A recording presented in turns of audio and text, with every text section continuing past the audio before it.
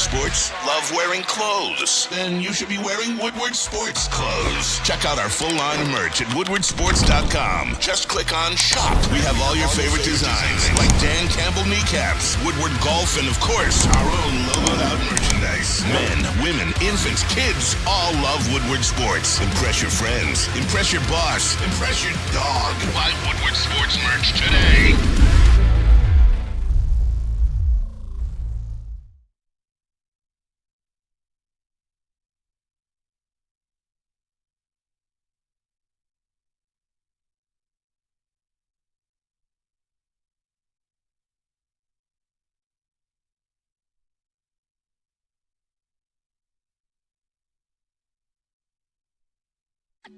What up, though, people?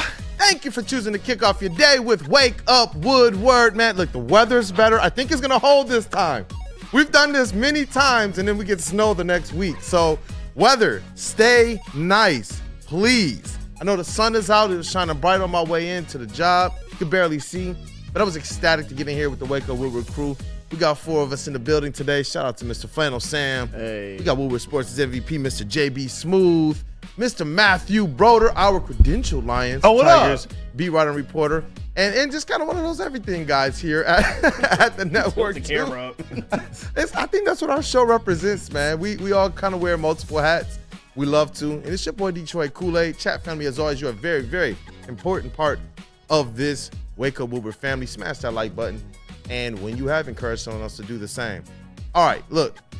Broder, I'm going to have you tell the people what we're going to talk about, and then we'll get around the city. Oh, boy. We have to talk about that video. We got a couple L's we're going to have to talk about in this first segment. You mean that word art that they just put on the side of I-75? Yeah. Oh, my God. Yeah, we had 3 L's yesterday between the Pistons, the Red Wings, and that sign. Not a fan. Who knew the Tigers would bring the most offense to all these teams yesterday?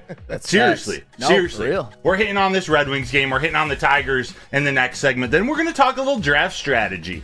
NFL draft strategy. Sam has some parallels. He wants to connect between the Lions and another team. I know you're gonna have some words for Sam, but these are the Super Bowl champions, the defending Super Bowl champions, the Chiefs. Then at 8:45, we got the legend himself, Rod Beard, joining the show. We're going to go around the city again with him. 8:45, we got our Woodward Pistons section at 9. Then we're going to get back into Lions draft. We're going to get cooking with Brad. Talk about what our strategy might be later in the show. Preparing, for the big mock reveal tomorrow. We got 6.0. Just whipping it out, huh? Whipping it out. We got a special guest, a new content partner. I'll leave it at that for Friday. We got ourselves a big rest of the week. That will eventually benefit a lot of our viewers too. Huh? Oh yeah, it's gonna be a great little series we're putting together. Oh yeah. And you know what? We got something interesting we're gonna talk about for Woodward Pistons too. We got to put a couple people on trial. All right. We have to. I know you're ready. You can't handle the truth. I'm telling y'all, look, man. I got my Always Detroit basketball shirt on because I'm going to forever be a supporter of all Detroit sports, especially our Detroit Pistons, no matter where they're going. But that does not reserve people from disdain. But let's start there, man. Actually, you know what? We'll breeze through this real quick, man. The Pistons, they lost 120-102 to the 76ers. I thought Jaden Ivey had a decent 3 quarters. The fourth quarter, I just believe things caught up to him in that game. Not much to write home about, but you got 25, 5, and 4 from him. Duran, 15 and 11, and Joel Embiid, 37 points, 11 rebounds, and 8 assists. And I see the question there: will the Pistons win more games than the Lions and the Wolverines? No. No. And we're going to get into it more in these next week or two or so, but really listen to what was just said and listen to the reality that has been this Pistons season and what's awaiting this offseason. I understand how right now, and I'm guilty of it because the Tigers have gotten off to a pretty fast start this season. The Red Wings, even though they had that loss last night, we'll talk about it later. They're in a playoff push. You start to become a little apathetic towards these Pistons, but you can't let apathy set in when our Pistons are about to have their worst season record-wise in franchise history. That's not something any of us would have foreseen this year. And I think it's even more important that you say it as our Pistons because I think it allows the points to honestly stick a little bit more than just if it was somebody from the outside, somebody who's not really dialed in. we've had way too many passionate arguments and debates and conversations about the Detroit Pistons. I am really, really interested in this segment today. It's unacceptable, by the way. Like, say it. To have this conversation is ridiculous. Like, we were joking about this. Booner and I, KG, Jalen, Nick in the sound booth on Woodward nights. Like, back when that show was a show in October, they were 2-1 at the end of October. We're like, oh, as a joke. Like, hey, are they going to win more games than the Lions, who we were projecting to have, 14-15? Then the Wolverines go 15-0. Like, come on. They play 82 games. Yep. It's wild. This is so wild. Wow. They play 82 games, and this is ridiculous. Of course, the Pistons lost yesterday, 120-102. You want to know why? Why? Because you're too busy hanging out at Monday Night Raw. You should have been practicing, but no. The day after WrestleMania, you just had to sit in the front row. You're right. Just had to be there. Why? I have no idea. You knew you had a game the next day. Unbelievable. Sorry, I'm coming in a little harsh right now. I'm a little salty, especially about that sign and also this microphone. But anyway. Look, man, I'm telling you, it's appropriate today. This is not a Pistons segment where we're trying to break down the game. We're not trying to break down the film. Yeah. It's out the window with all of that. We're going to start kind of the exit interviews of sorts now. We're gonna figure out on this show, between this show and next Wednesday's Woodward Pistons, exactly what I'm going to take into the exit interview press conferences with all the players. And that's a day that we get to talk to both Monty Williams and Troy Weaver, our persons of interest for the segment today. So that's going to be an interesting one. The Tigers, I know we're going to talk about them a little bit more in the second segment, so I'll let you kind of hit off exactly what the Tigers did. It's a big win, in my opinion, early in the season. You talk about a lot of people who were going back and forth, up and down on what these Detroit Tigers were. They haven't beat anybody. I thought that they kind of acquitted themselves well against the Pirates yesterday in a 5-3 win. I mean, here's the thing. They needed that win yesterday like we all need oxygen. Because if they were, and we're going to get into, I think, philosophically what I think this means and how the Tigers have managed to get off to a slow start in the next segment. But here's the thing. They were staring at almost completely undoing their hot start. They were staring down the possibility of possibly having 3 out of 4 losses in which you scored 1 or 0 runs. And they ended up having that rally. All started out by a Riley Green walk, which I definitely love to see. But they snatched victory out of the jaws of defeat, which has been a bit of a theme for the Tigers at some points this year. I also think A.J. Hinch just walked into Birmingham Roast. For real? I think. I'd want some coffee, too. It's been a long 6 days in a row. What'd they go? Friday, Saturday, Sunday, Monday, Tuesday? Yeah, they've been on the grind. The win was needed. You don't want to go 5 in a row. Comeback win. Shoot, you could just turn the game on, watch the first inning, watch the 9th inning. You're good to go. Absolutely. Yeah. Absolutely. Yep, and we'll get more into that as well. It was a big win. It was a big game for them early on in this season, but not as big as the game that the Detroit Red Wings dropped last night. Oh, my gosh. Gosh, I had the Pistons on the computer. I had the Red Wings up on the tablet, man. Those were oh my gosh, man. That was a weird mix of games to be watching at that time. And I know that today is one of those 3-1-3 in the D-days where all of our teams are playing again. Tigers, Pistons, Red Wings. Man, Flannel. Oh, my. Gosh, man, they got Do I go in yet, or do I wait? That's the question. All right. That was tough. Okay, go in. Go on. All right, because I know we're going to talk some Tigers in the next segment. Yeah. Maybe some Red Wings can bleed over a little bit. We shall see. I need a little bit of time for this because the Red Wings are continuing to implode their season. They're reaping what they sow at this point. And let me explain, because last night in a vacuum, and here's a few things that I don't want to hear. Here's a few things that I definitely don't want to hear. Number one, I don't want to hear about the refs. I understand Andrew Kopp got high-sticked and he broke his cheekbone, and I feel bad for him on a personal level because you never want to see that happen. The reality is the Red Wings were down 2-0 at the time. They were 0-for on power plays anyway, and it's not just about last night. It's about this 19-game stretch in which the Red Wings have completely imploded. I don't want to hear about that. And to kind of further that point, In a vacuum yesterday, the Red Wings did not play poorly at all. They outshot the Capitals 43-23. They ran into a Capitals goalie who had just an outer space level game. He just turned into Patrick Waugh for a night for some reason, when nothing about recent Capitals history had indicated that that was going to happen.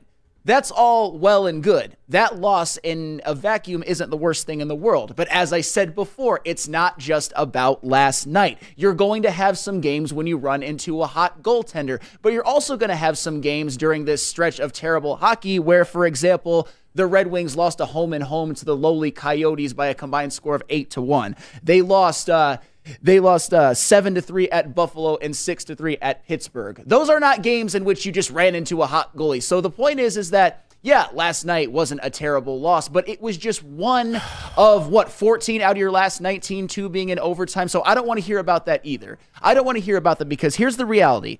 In the last 19 games, I kind of already gave it away. The Detroit Red Wings have a record of 5-12-2, just an absolute and complete and utter collapse. I don't want to hear anything to the contrary, because if you're doing that, you're just making excuses, and I don't want to hear excuses when you blow a season. And during this 19-game stretch, which is why I keep reiterating it's more than just about last night, the Red Wings are scoring 2.4 goals per game. In a 19-game sample size, that's almost a quarter of the season. 2.4 goals per game would put them third to last in the NHL if they did that over a whole season. Oh my God! Nope, it's worse than you think. And defensively, despite the defense being better in the last 10 games or so since they called up Simon Edvinsson, which was a good move, by the way, still over the last 19 games, the Detroit Red Wings are allowing 3.7 goals per game, which, if you did that above, juxtapose that over a full season, that would make them second to last. And again, this is 19 games. This is about a quarter of the season in which they've just completely been imploding. And you can't do this in such a big stretch of hockey and continue to hold your playoff spot and not be held accountable in some way. Although there's a lot of you in the chat, especially in the BDE chat, that want everybody to get off scot-free, but I'm not hanging with that. And furthermore, and this might be the worst argument of them all. It's perpetuated by none other than Neil Rule. And we're going to go at it probably on Friday, so you want to see BDE on Friday as well. I don't want to hear about the whole, oh my God, it's the most egregious thing ever that if you lose in overtime, you get a point. I don't love the rule either. And yeah, it's hurt the Red Wings more this year than it's hurt, and it's benefited teams like the Islanders or the Penguins or the Capitals or the Flyers more. But that's just the way it is. I don't want to live in some fantasy land, because the reality is after losing to the Capitals last night, after having this terrible stretch, you are much more likely to see the Red Wings not in the playoffs than in. We're not in bizarro world. We're not in fantasy land where it's you know what? The Red Wings actually are in the playoffs. You're just not seeing it correctly. It's the way that the rules are. And I have a little bit of extra ire for one Alex DeBrincat, because that dude, as I said, that dude, that's what I'm calling him right now, because that's all he is right now. Because he's a jag. He's just a guy. I talked about him yesterday at Feldman, how he was near the top of my ish list when it comes to Detroit sports right now. He went scoreless again last night, which now gives him 1 goal in the last 19 games. And I know I sound like a broken record. I know I do. But this is a man who twice in a season has had more than 40. And when I talk about Alex DeBrincat, there's some people that want to be like, what about the depth pieces? What about them not playing well? I understand that. But here, let me give you some stats that are really, really sobering about how poorly Alex DeBrincat has played and how much he has no-showed. Drum roll, please. JT Compher. We know that he hasn't played well in the last 19 games either. He has 2 goals. His previous career high in a season, 18. That's not 40. David Perron, who actually has played okay. He has 11 in the last 19 games. 11 points. 3 goals in the last 19 games. His career high in a season is 28. That's not 40. Andrew Kopp. Well wishes. He broke his cheekbone. That's sincere. In the last 19 games, he hasn't played well either. He has 3 goals. To DeBrincat's 1. Kopp's career high, 15. That's not 40. Christian Fischer Christian freaking Fisher. 3 goals in his last 19. More than one. His career high, 15. That's not 40. Robbie Fabry, 3 goals in last 19. Again, another guy who hasn't been his best, but 3 goals in the last 19. His career high in a season, 18. And that's not what? That's not 40. Which circles it back to one Alex DeBrincat. 1 goal in the last 19. You know what his career high is? Tough. 41. So if you wonder why I'm going in at Alex DeBrincat far more than any of those depth pieces, that's why. He gets no excuses for this implosion, because I get it. Sometimes you're gonna get your shot stopped. Sometimes goals can be a little bit more random and streaky, but 1 in a 19-game stretch. 19 games, 19 times 4 is 76. There's 82 games in a season. That's basically a quarter of the season in which you're on pace. You're at a 4-goal season pace. That's not okay. And as I pointed out, in these last 19 games, it hasn't just been their defense. Their offense, which for much of the year was one of the top ones in the NHL, is averaging 2.4 goals per game.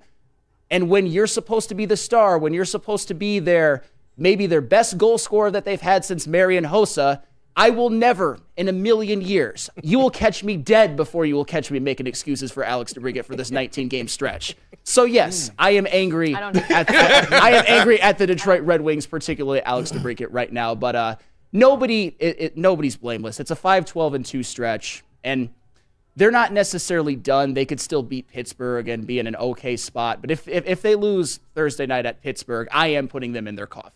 Yeah, and they're likely to lose that game. Look, man, they control their own destiny. It's what D-Mac was saying, and honestly, they wet the bed in the city, man, in Detroit. Yes. And there's another thing that I got a bone to pick with. I think all of us do too, man.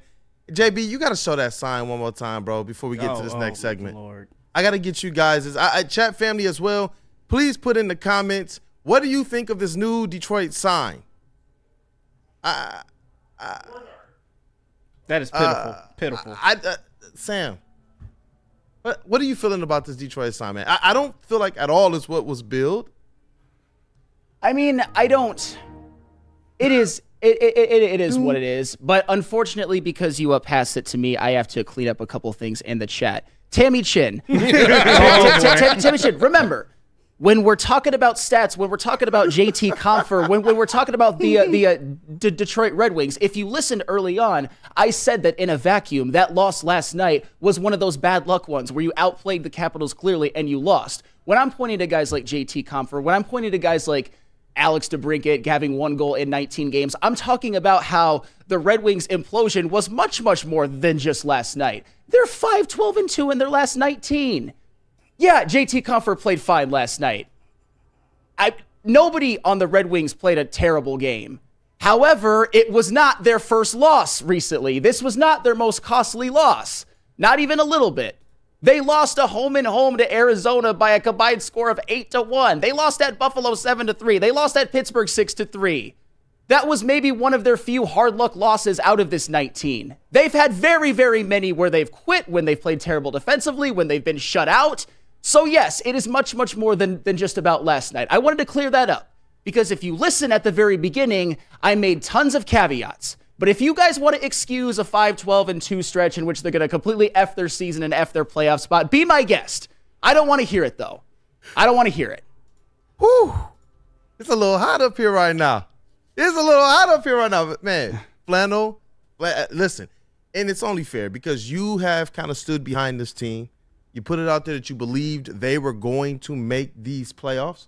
We thought that there were games that they were going to win to kind of breeze this thing into it. And right now it's looking like if they do get into the chat, dog, if they do get into these playoffs, it looks like it's going to be something where, like the Pistons, the last couple times they made the playoffs, and it was just kind of, yeah.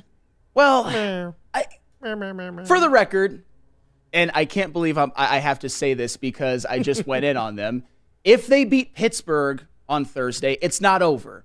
And if they make the playoffs, if the Red Wings can somehow come back from that and make the playoffs, you don't have to apologize for that. Given what I believe is the appropriate trajectory in the Iser plan. If you make the playoffs in year 5 and you get clocked, I will still consider this a successful season. However, they made things a lot more difficult on themselves last night, but furthermore, with their last 19 games that they've played. Hey, shout out Mike G. He said, ask Sam if I can buy him a T-shirt that is half DeBrincat, half Ben Wallace. Hey, make it a third. I just put Darren McCarty on there too.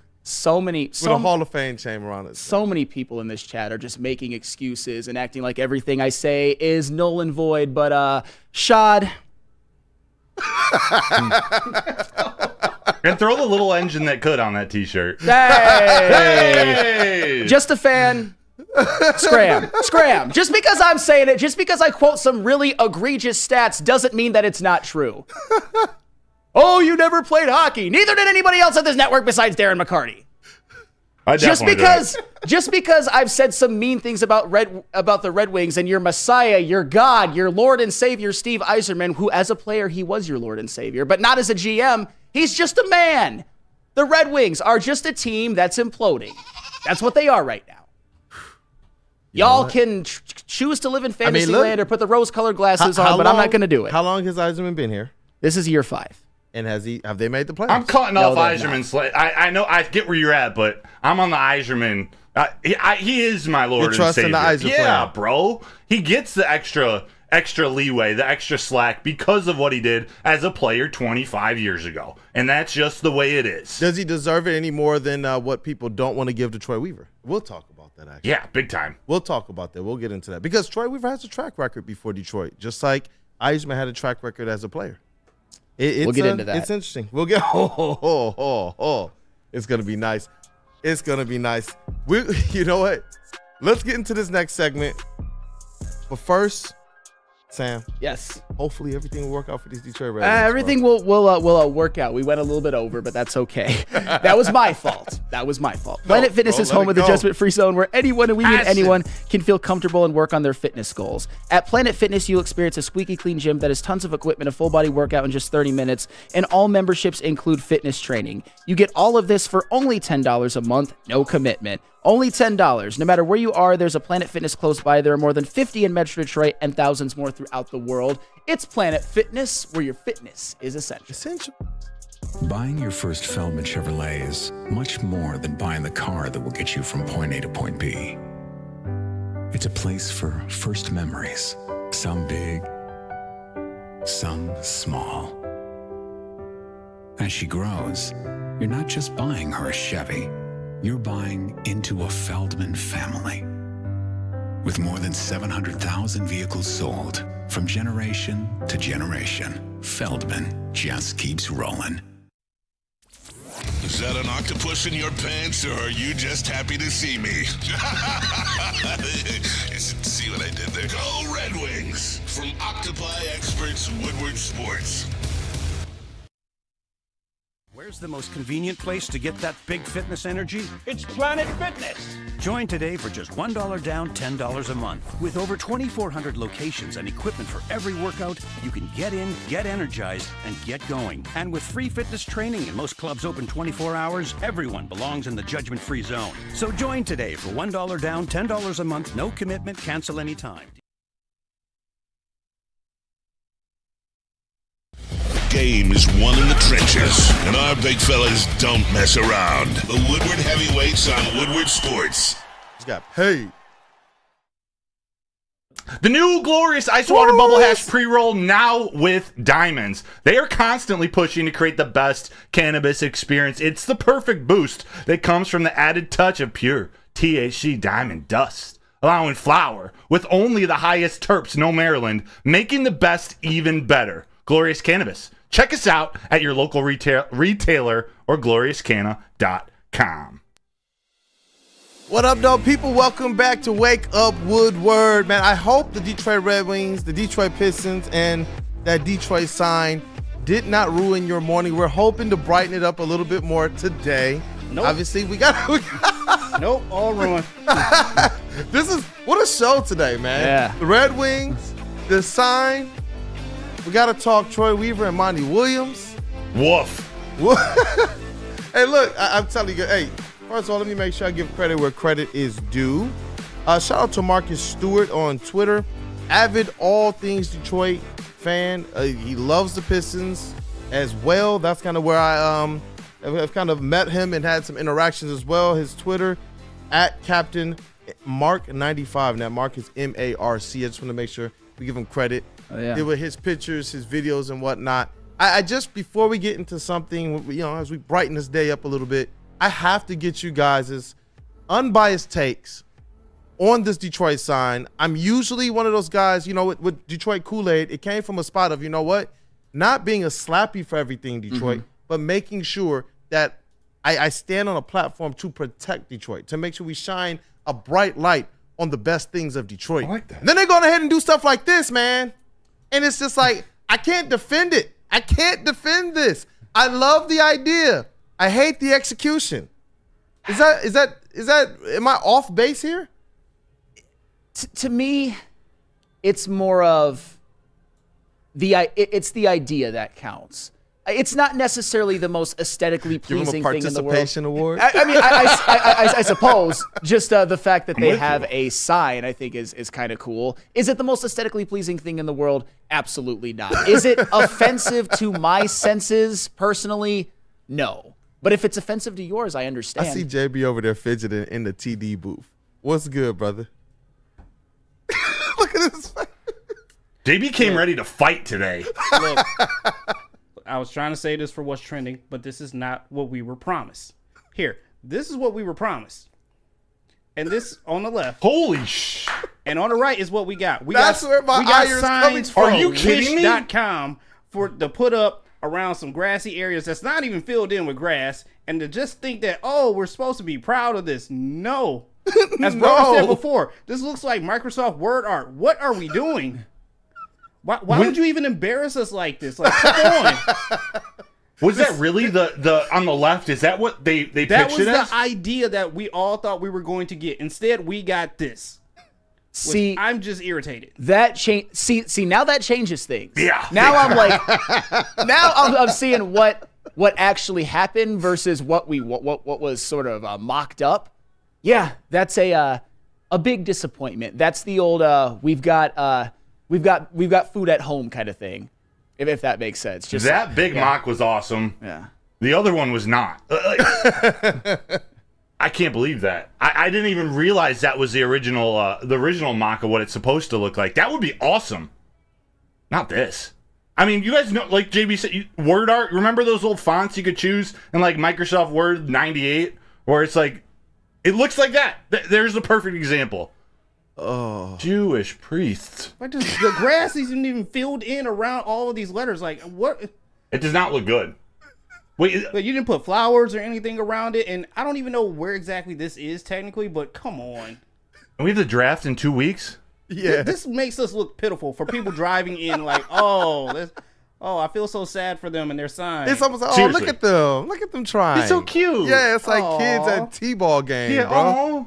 They're putting a couple letters on some stone. This is, the first one is when your kids, and I say this as a parent, when your kids say, we'll be good, you can take us to the restaurant. Then you take them to the restaurant and they just absolutely embarrass you, bro. That is what these two signs represent to me. I don't know what they were thinking or what they were doing. At this point in time, give me my RoboCop statue, please. Please. That's just where I'm at right now. Give me my RoboCop statue. We can call it even. Because this one, I have no idea what's going on. When you talk about some of the things that they've built over the last few years, obviously that Barry Sanders statue, I was very happy to see that thing happen, that commission. But this? Well, it's about when you see what it was supposed to be or what it could have been. Because what it could have been was immaculate.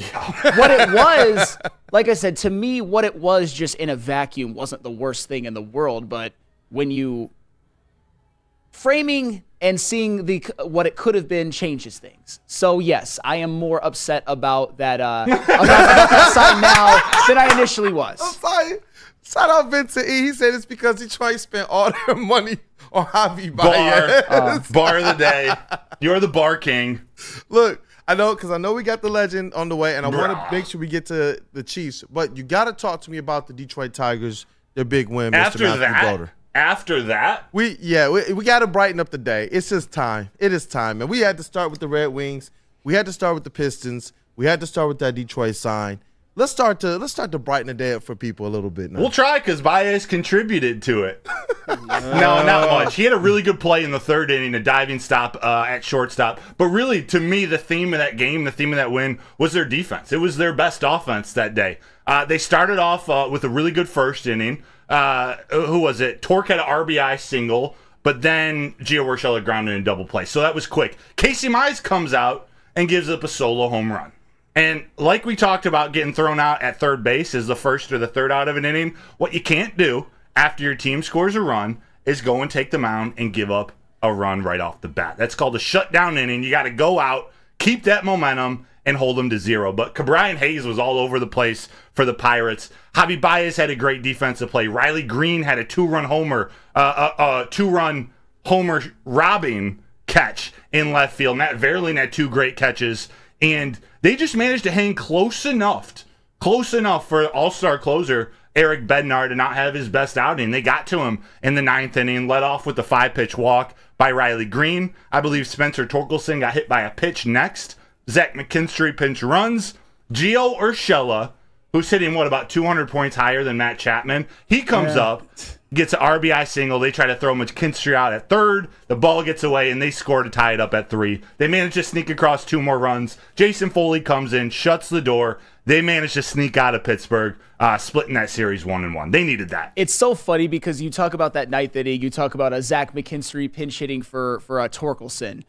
When there was a play at third, my heart just – pinch ran. Gotcha. My bad, pinch ran. After a Torkelson got hit by a pitch. Yes, pinch ran. My heart stopped because I'm like, if you get thrown out at third. Right. However, the fact that he even tried to make it to third forced a bad throw, which means it went into the stands, which means McKinstry was able to score. It was tied. That was one of the moments where the risk reward I thought may have been a little bit much. If I were McKinstry, I probably would have stayed on second, but the fact that he went to third means you tie the game. You get another run via an error. Sometimes you got to let the defense make a play. Yeah. And that time the Pirates did not. And I've been one of those guys that the way Kerry Carpenter's been swinging the bat, at least compared to his teammates to start the season, I just want to see him in the lineup. And he didn't start, but A.J. Hinch was able to pull that string at the end of the game. He had the pinch hit game-winning RBI single in the 9th inning, too. So that flexibility with the lineup, it worked again. This isn't sustainable, only winning 1-run games in the 9th or 10th inning, but it's good that they snuck out of there with 1. Yeah, go ahead. And no, I was just going to say, man, look, we got Shelby Miller up here on the back. That guy, he picks up another win for the Detroit Tigers. He continues to be kind of one of those stalwarts of the pitching staff in general, not just the bullpen or the relief, but just overall, man. And he held it down, the 8th inning? Yeah. Before handing over to the closer?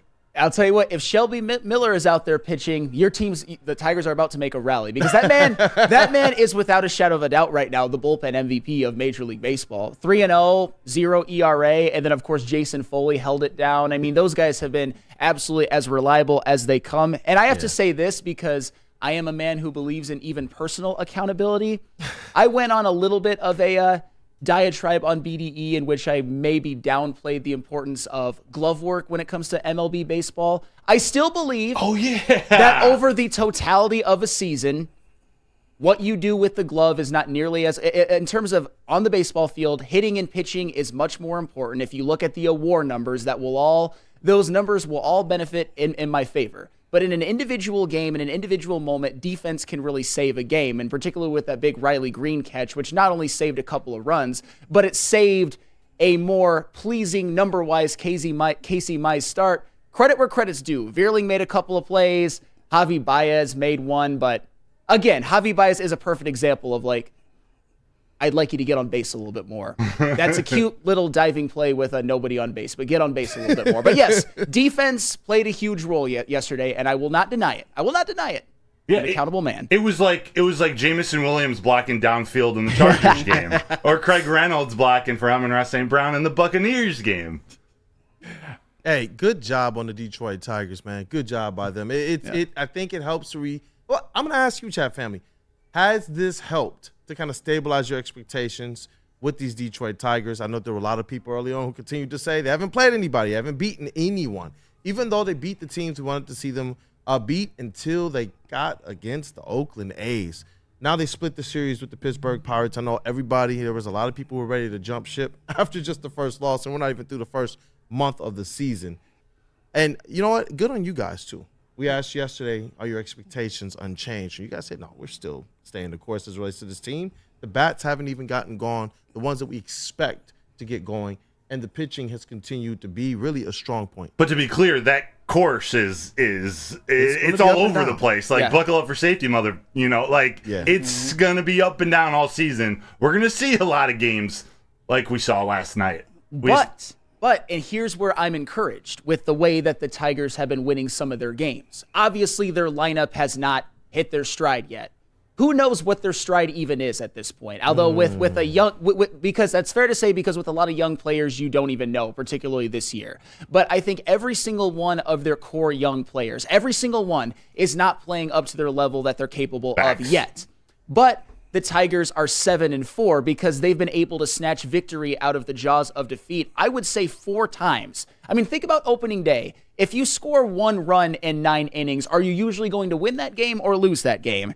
You're usually going to lose. They won because they shut the White Sox out, led by Tarek Skubal. We look at even game number 2. When your starting pitcher goes 3 1/3 and gives up 6 earned, are you usually going to win that game or are you usually going to lose that game? You're usually going to lose, but the Tigers, that was probably their best offensive performance of the season, and they were able to get that win over the White Sox. You even look at the game against the Mets, the first game against the Mets. When you get shut out over 9 innings, are you usually going to win that game or lose that game? Nope. 90+% of the time, probably more than that, you're going to lose. But the Tigers pitching was able to hold the Mets, and the Tigers were able to get a rally going in the 10th. And then yesterday, for example, if you're down 3-1 going into the 9th inning, are you usually going to win that game or are you usually going to lose? You're usually going to lose. The Pirates closer, he's been having a really, really rough start to the season after a pretty good season last year. But let me give you some context. Over his career, he has 62 saves in 74 attempts, which I believe that's either league average or below league average. That's 84%. So that means way more often than not, you are going to lose a game in which you're trailing by 2 runs going into the 9th, and the Tigers were able to win.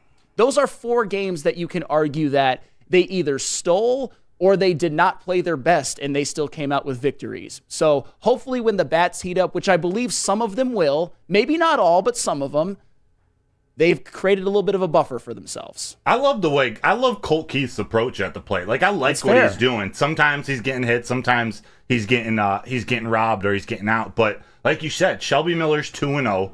Jason Foley's 3-0. I believe Jason Foley has 2 saves. Shelby Miller, I think, has another 2 or 3 saves. So you're right. They just got to hang close enough because they have that bullpen. But like you said, you're down 3-1, just like the Tigers want to be ahead 3-1 in the 8th or the 9th to run out Shelby Miller or Foley. They're staying just close enough and managing to get some runs across. Yeah, shout out to the bullpen, and shout out to Casey Mize for he hasn't looked the most sharp at all times, and he benefited a lot from that Riley Green catch. That was a hell of a catch. However, when you're losing, you just don't want to. You want to keep your team in the game. And there have been numerous examples, as I already stated, in which the Tigers pitching, particularly the Tigers bullpen, has done enough to keep them in the game in games where they got off to a start in which they were trailing for most of the game. So shout out to the bullpen. Shout out to Jason Foley and Shelby Miller, the beautiful, immaculate, wonderful Shelby Miller. I love that man. Let's put him back on the screen. There he is. Look at that man. 3-0, an 0.00 ERA, 7 innings pitched, 4 of them being extra innings in which you start out with a runner on second. Are you kidding me? Are you kidding me? Look at that smile. That smile's not. Look at him. What did you call him again? Beautiful, beautiful, immaculate, wonderful, stupendous Shelby Miller. Hey, let's go. Let's go. You know what? I want to get into this next segment as well, and we're going to get to the Kansas City Chiefs Lions, this comparison that you have for them as well. Also know that we have the legend who will be joining us today. But first, I got to tell you guys about Premier Pet. And today, I'm sorry, only the Lion, only the Tiger, and only the Wolverine are going to get Premier Pet. I think I have to take the horsepower. We're going to get a horse in here for the Pistons at some point in time. And Al the Octopus, I'm sorry, you guys are just going to go and get stuff from Meyer. But the rest of you pets, you guys are going to get the best. And you know where I go to give my pets the best? Premier Pet Supply is Michigan's best pet store. Same prices and all the conveniences of the online and big box retailers, with one major difference. It's been family and locally owned for over 30 plus years. They have over 60 brands of food and nutrition experts to help you. Premier Pet Supply. Give your pet the best at www.premierpetsupply.com.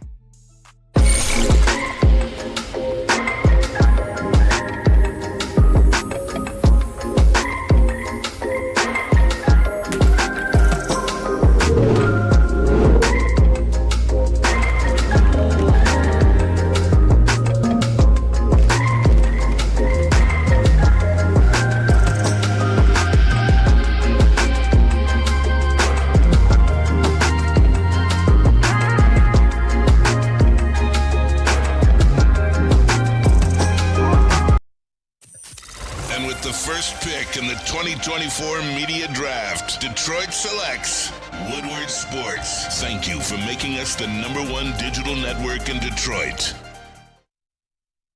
Come to any Lady Jane's Haircuts for Men and claim your throne for a king's treatment from one of our talented stylists. Open 7 days a week, walk in anytime. Just get to a Lady Jane's today and receive a precision haircut, scalp massage, hot lather neck shave, and a hot towel treatment. A haircut should not be a chore. It should be an experience. And that's exactly what Lady Jane's has to offer.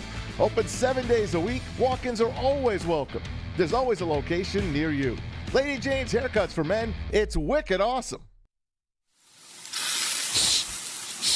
You smell that? That's Brad Holmes cooking. And the off-season smells good. Woodward Sports. You have an opinion? Make sure it's seen and heard. Corner, jumper, Tweet us, hop on the YouTube chat, slide in the DMS at Woodward Sports on all social media.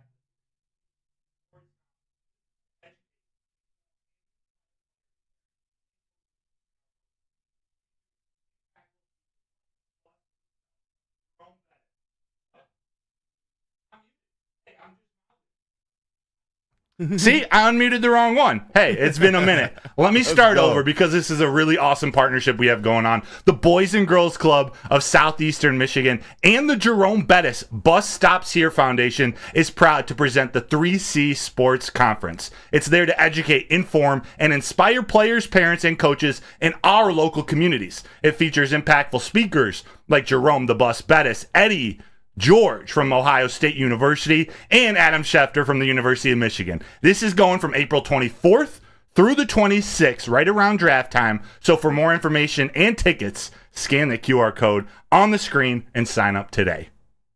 April in the D.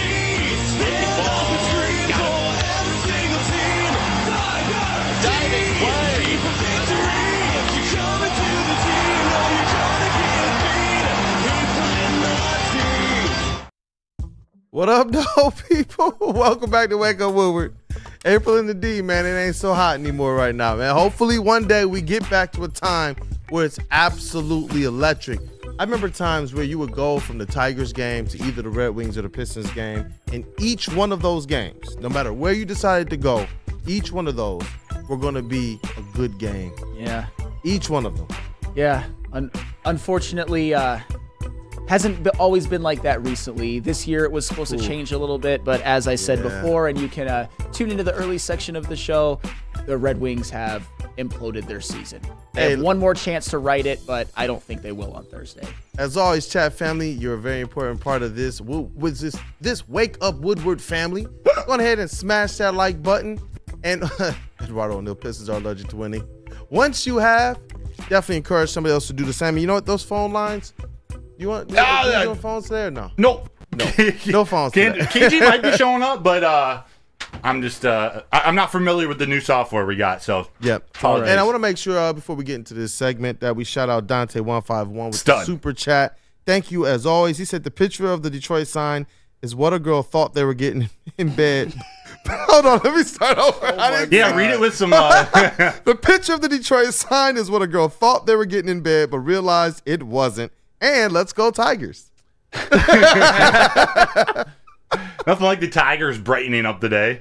Hey, they did brighten up the day. I know. They're the ones. Who knew? Who thought, right? Who thought? Who would have thought? But man, that was a big win. That was among a us would have thought? win. 7-4, 6-5, and a 4-game losing streak. That was big time avoidance. Yeah. And splitting a series at Pittsburgh, you would take that. You would on the road, 100%. So good job, Pistons. Good job, Tigers. Definitely not the Pistons. Nice job, Tigers. Now you got an 8-game homestand. Hopefully they can at least take maybe 4 of 8 or 5 of 8. We'll see. By the way, if the Pirates ever decide they want to spend some money, they could get some serious free agents. That ballpark is unbelievable. It is. Like, I love watching games with the Pirates. Yeah, playing. and their team might actually be better than we think. I mean, Brian Hayes, O'Neal Cruz, they got some exciting young players, so we shall see. Look, they've been asking about your shirt too, brother. Yeah, this is contract gear. This is my boy Adam Greer, his old company. Contract gear sees the moment. Shout out to him. I like that shirt. Yeah, I really do. hey, Yeah, there's nothing like a good contract here to get the players going. I like that shirt, man. For many reasons. But I like it. Oh, yeah. Yeah, we'll keep that between us. Our Wake Up Woodward crew.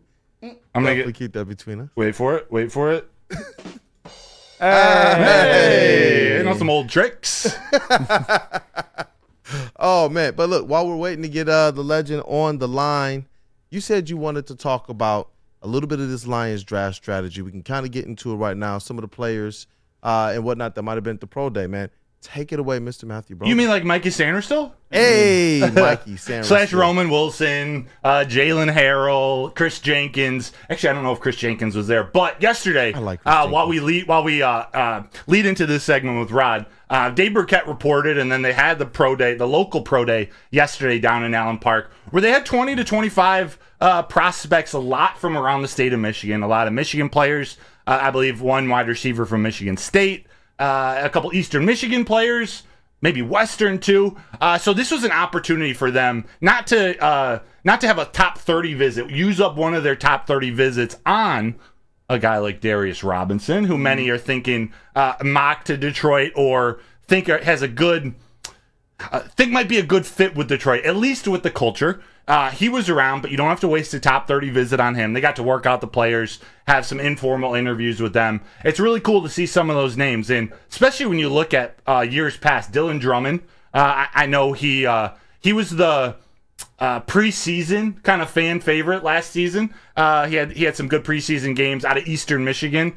So the Detroit Lions, basically, to sum it all up, whether it's the top end guys or the top 1, 2, 3 round guys like Sanderstill and Wilson or Darius Robinson, Ruke from Clemson, the Detroit Lions, if you're signed as an undrafted free agent or if you're on the practice squad, they've shown over the last few years there's a path to the NFL, to the 53-man roster. There's a path to playing time. We saw it with Jerry Jacobs. We've seen it with several players. So this is a great opportunity. It's cool to hear, cool to see some of these local kids, not named Mikey Sanderstill and Roman Wilson, some of the guys sort of mocked at the end of the draft or undrafted to come and get a shot with Dan Campbell, Brad Holmes, and crew. No, that is pretty cool, because a lot of those guys who are later round picks are guys who end up becoming undrafted free agents. They might not ever make the league. They might be bouncing around on practice squads, or hell, if they do, like for example, Jerry Jacobs, or even a couple of 6th-round picks like Malcolm Rodriguez and James Houston.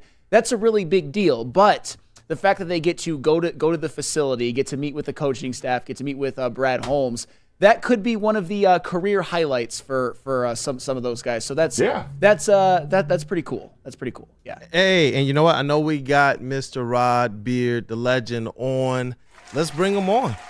Let's get him on. Let's see. Hey, welcome to the show, Detroit News. Gentlemen. Sports editor-in-chief, I salute thee. Great person, great professional. Good morning. Good morning. Hey, look, you see what I wore today? Always Detroit basketball. Yeah, listen. Always. When we do get into the Woodward Pistons segment, we have a couple people that we got to put on trial today. I know Sam, he's been waiting for this segment. Yeah.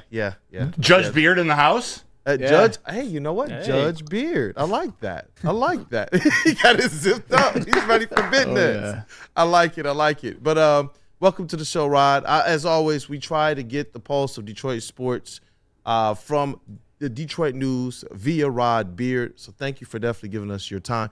Hey, was there anything you wanted to bring him in as it related to what we were just talking about, Mr. Matthew Broder? We were just kind of briefly discussing the local pro day that the Lions had yesterday, where they had a lot of Michigan guys, Eastern, Michigan State, Western Michigan, and Darius Robinson out of Missouri, a couple other guys. I guess I'll just ask you, did you hear anything specific to come out of that? Anything from your guys at the Detroit News or the Lions?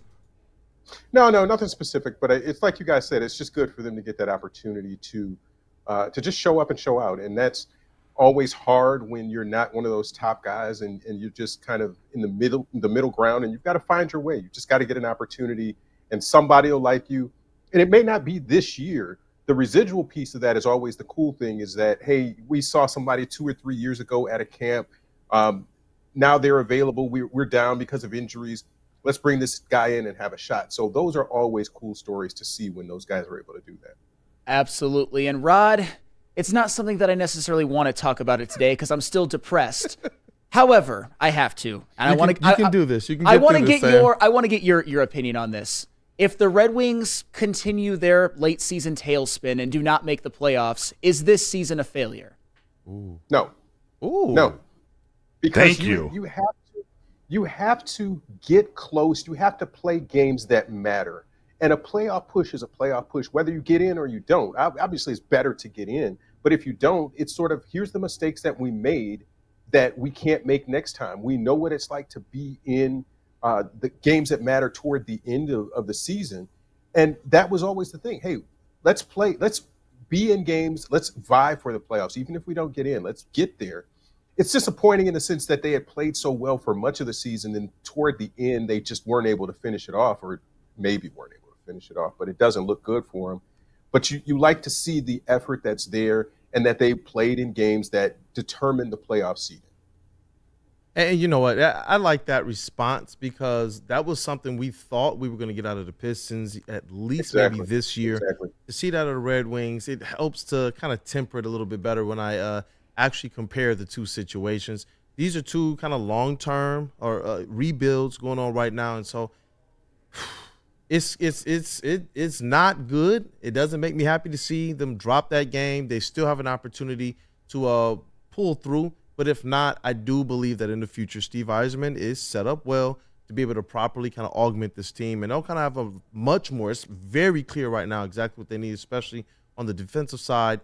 And maybe a little bit more goal scoring help. I know that's something that my colleague Sam over here, he was going at this morning as it relates to the Brinkat. Yeah. He's not giving him any excuses. But I do have to talk about a team that kind of made, I think, everybody a little bit more happy yesterday, the Detroit Tigers. Talk about a nice win against the Pittsburgh Pirates. What's kind of the pulse around the Detroit News as it relates to the Detroit Tigers? 7-4. Well, it was simply that the bats needed to wake up, and the pitching would be able to carry them. The thought was always that the starting rotation was going to be good. The bullpen was going to be pretty good too. But will the bats be there early in the season when the weather warms up? Everybody generally picks up, but early in games, and that was the first week or so when they had the really hot start, was that, hey, they weren't winning games. Everyone was a one-run game, a close game that went to extra innings, and they were able to pull it out. So that's the mark of a good team, and it's good to see A.J. Hinch is able to pull those strings and make the right reads on the lineup. And again, this lineup isn't supposed to be smashing the ball out of the park. That's why they didn't go and get a big bat in addition to Mark Canha. That was we'll figure some of these things out and we'll win just by savvy. And he's done that. You've seen that already in a few of these games where it's just, hey, we're going to go to our bench. We have guys who can step in, who are starting caliber players at the plate. But when we bring them in off the bench, you're going to have to make some moves with your pitching staff to try to combat that. And we're going to make you make some mistakes in there. And they've done that. Yeah, and you know what? We've been talking about our expectations, as a lot of people do when these seasons start off. And despite kind of the roller coaster start for the Detroit Tigers, our expectation is that they're going to have a real shot to compete in the AL Central. I wanted to be able to get your opinion on that, as well as what might be the talk around the office. Yeah, they can compete in the AL Central. What are you going to need? 90 games to win the division, somewhere in there?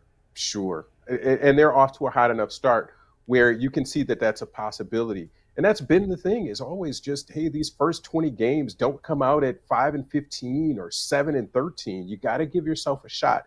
And they've already gotten off to a good enough start where that's not the concern. It's just going to be maintaining that and the consistency and whether those bats wake up, because the pitching so far looks good. Okay, Rod, I got to ask, have you ever covered a game at PNC Park in Pittsburgh? Because it looks beautiful. Not covered, but my son and I have been, and it is a magnificent. The view right off of the water is exactly what you've got to do when you have waterfront parks and property like that you've got to make it scenic. And every day that you go, you just like, hey, I'm at the park and this is so cool. And they do that. San Francisco does that very well too. And San Diego to a degree also. These parks that are right by the water do well with it, and you'll get the fans packing it just for nothing else, just for the view. Oh, it's definitely nice to look at on TV, that's for sure. I want to ask you one quick Lions question before we move on to Woodward Pistons, and it's about the draft. And I know we ask you about the draft from a time, pretty much every time you're on, but I just want to ask you this quick question. At 29, whether it's who they pick, whether they trade up or they trade back, is there anything that Brad Holmes could do this year that would make you upset? Ooh, good question.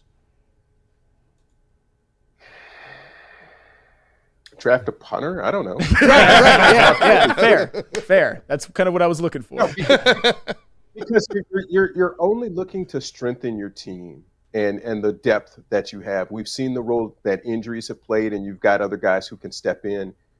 You're really just drafting for, hey, maybe this is a guy who will step in at some point later, because you're thinking years ahead when you start looking at this. The Jamison Williams wasn't a pick for that particular moment. That was some point down the road, we're going to need a guy like that. And he's going to take some time before he develops. But when he does, he's going to be a weapon that we're able to use. Hey, dope. Listen, we got to get into this next segment. I know that Sam probably has some words for some of these people that we're going to talk about. But I'm also very intrigued at what your answers will be to Mr. Rod Beard. But first, let me tell you guys about Lady Jane's Haircuts for Men. I believe Sam is going to cut into some people in this next segment. We'll see. I think so. But awesome is when a guy can be a guy and get an amazing haircut. That's Lady Jane's Haircuts for Men. Stop in, sit back, and relax, and let one of Lady Jane's talented stylists make you look and feel great. Walk in anytime, 7 days a week. It's Lady Jane's. It is wicked awesome. Stop searching for a vehicle and start finding one. Les Stanford Chevrolet Cadillac makes it easy. We harness the power of multiple dealerships and own the biggest selection of GM brands in the area to get you the car you need. With the Les Stanford Group, you'll have access to 4 different dealerships, providing you with more makes, more models, and more choices. We're connected to more than 1,000 vehicles. And with so many high-quality CPO vehicles available, you'll find new car quality at pre-owned prices. You can start and end your search at lesstanford.com today. Thank you to all the fans for making Woodward Sports your #1 online destination for Detroit sports. We promise not to drop the ball. Hi, my diamonds. It's Crystal with an X. You want to get hot and perfect like me? Here's my super easy routine. Drink at least a gallon of water before you wake up. Attach a weight to everything in your house. Hello? Sell your car and just sprint everywhere. Scream when you exhale. Don't follow Crystal with an X. Do your own thing at Planet Fitness with tons of equipment and free fitness training in our clean and spacious clubs. Join now for just $10 a month and cancel anytime. Hey, you guys, I know you're tired of wearing that same old Detroit sports merch. Well, I got something for you right now. Go to woodwardsports.com, click on that shop tab. We are dropping new designs every single week. But I got to tell you about these ones. We got the Brad Holmes Guy t-shirt. We got the Woodward Lions t-shirt. And, of course, the LFG Red Wings t-shirt. I know Sam doesn't want one right now, but still, they're hot. And you got to get one as of right now because we're selling out pretty quick. We just released the election shirt for Dan Campbell and Brad Holmes as well, too. So you gotta go and check that out. Hoodie, Head over to woodwardsports.com, click on that shop tab. The draft is only 15 days away. Ooh, bro, I remember we gave away the hoodie. That thing was fire. I know Stick said you can order it either as a t-shirt or as a hoodie. I definitely want one. I'm gonna have to add that one to the collection. And I think JB was talking about me, man. I got this kind of Detroit Pistons shirt on. I probably need to go and get another one from the shop, though, man. Definitely. But welcome back, Wake Up Woodward family. Thank you guys for supporting us. Go on ahead, smash that like button, especially for the legend Detroit News Rod Beard. And you know what? Before we start this drum roll, hey, brother, let's get our guest of honor up on the screen here for this segment. We got to get our guest of honor. Oh, let's get the on the back wall. I got to make sure the people see this thing here on the back wall. There we go. Yeah. No, let's go to the next slide. To the next one. Yes, sir. That was a legend on the last one, by the way. Oh, yeah, that was a legend. I don't know so much if people believe that these people are going to be the legends. We got to talk about it. We got Troy Weaver. We have Monty Williams. But first, I got to pay my homage to the legend Detroit News Rod Beard. Let me just let you guys understand something. The drum roll, it's because of who this man continues to show himself to be, not just as a professional, but as a person. There's a lot of people who have a lot of great things to say about Rod Beard. And I know my first couple times in these media rooms, there were some people who knew, like, hey, yeah, we see you guys show, man. It's awesome that you get this experience with Rod Beard. We were doing the Woodward Pistons podcast, and I'm telling you, we're on like episode like 108 now. We do one a week. That's a long time. And the story behind that is Rod gave me like 20 episodes that I'd never posted. And I was like, man, I was uncomfortable. I didn't know if I was doing things the right way. The patience that this man took, the mentorship that he took, the advice that he gave. And I remember my first time walking into LCA on the actual beat, like not Zoom, which was my first season. I mean, walking in there, he was there waiting for me, helped me get my credential, walked me around, got down to the media room, and I was like, and he just gave me a hug, man. I remember the first big press conference I was at, the big one, not the ones in the media room. I mean, when they have him down on the court. And again, another one of those hugs that just kind of, man, it definitely helped to lighten the tension. And like I said, I can never say enough about the mentorship as well and the advocacy. So that's why I will always do these drum rolls for him. I don't care what you guys think. I know a lot of people like him. You guys can help me out with this thing? Of course. Let's rock, Let's drum roll it. Hey, yo! Shout out and welcome to the legend Detroit News Rod Beard, brother. Thank you as always for your time. We'll kick it away with Rod's thoughts first. This season is almost over. It is, since the beginning of the year, this is the time that you've been waiting for, is the end of this season. And I don't know what you can even look forward to. It's not the draft. Yeah, I got nothing. I got nothing on what to look forward to, except that you can watch better basketball in the playoffs. Yeah. This team is something. It's something, man. It's something. Listen, there was a lot of expectation kind of going into the season. And by a lot, I don't mean where we thought they were going to be a playoff team, but there's a lot of people who didn't believe that they were going to win less games than the Detroit Lions and the Michigan Wolverine football teams. This thing, they're going to set the franchise low in wins. That was something that I wanted them to be able to have a little bit of pride about and say, you know what, we can't stoop to that level. I believe with the young talent that they've acquired and the expectation that should have been placed on them, I really wanted to see this team do better than that. A lot of us had them placed to be able to win between 25 and 30 games this season. I thought they had the recipe and the makeup to do so, and then they went on a historic losing streak. I can't even call their start a hot start. I think that it was one that it was 2-1. No. And then absolute oblivion. The pits of hell opened up after that, man. You can't call that, because there's some people say, man, they got off to a hot start. I'm not going to be tricked by the Tigers' hot start. Guys, who said they got off to a hot start? There are people who say, there are, I'm telling you, across social media, in the chat, there are people who say that they're not going to be fooled by the Tigers' hot start because of the Pistons' hot start. I'm like, whoa. Sam is over here. Sam is over here having a conniption right now. This is a hot start. Good. It was 2-1, and then it was That's like 1/6 of their season wins, though. That's the majority of the season. Yeah. Didn't the Texas Rangers have more wins in October than the Pistons did? Bro. That's one World Series win. Listen, man, it's getting to the point. I had to wear this just to remind myself that I do love the history and the lore of the Detroit Pistons, but this feels like it's gone on too long. It feels like it has. Now, overall, especially when you're looking at the Detroit Red Wings and the Detroit Pistons, the Red Wings have been rebuilding for just one more year longer to this point underneath Yzerman than the Pistons have underneath Troy Weaver. The Pistons have made the playoffs 2 times, to the Red Wings 1 time. I'm still hoping the Red Wings will even that up in the last 7 to 8 years. That's kind of what the records are between these 2 teams right now. 2 teams that have been going on extensive rebuilds. I do trust the Yzer plan. I can see the foundation. Like you stated earlier, the Red Wings are competing right now. They're playing meaningful games at the end of the season. But that was an expectation that Troy Weaver said he wanted to see the Detroit Pistons do, to compete every single night. He said, we finally have the recipe for this. But there might have been some things that he did or didn't do in this previous offseason that really hampered this team. He made the decision to say, you know what, we're not going to make our big splash of splashes until this upcoming free agency. And he said that 7 days before. I know there's a lot of people say, well, then why did he sign Joe Harris? Why did he spend the money this way? Why did he acquire this? Why did he acquire that? Those were effectively cap holds. And I understand the strategy. I get the strategy, and we've discussed it. We've discussed it a lot. But I don't believe he did this team any good. I don't believe he did the draft picks that he selected any good by the construction of this year's team. Can you get by with it the last 2 or 3 years of this restore or rebuild? Yes, you could.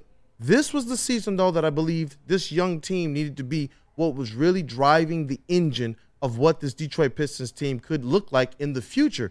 Just like we can look at the Detroit Red Wings and see how a lot of their young players or homegrown talent are absolutely driving this thing forward. Then you can go and figure out exactly what is needed on this team. With the Detroit Pistons, and my first question to you, Rod, is this. I appreciate the young core here, and I do believe that they can work with the right amount of veteran talent around it. But I do want to ask you this. How many untouchables do you see on this roster? Same two that I've been saying. Cade and Jalen Duren are the only 2 that I would say I do not want to trade. I can listen to trades for either one, but I'm probably not going to. It has to be something that just knocks your sock off to say I'm giving up on either one of those 2.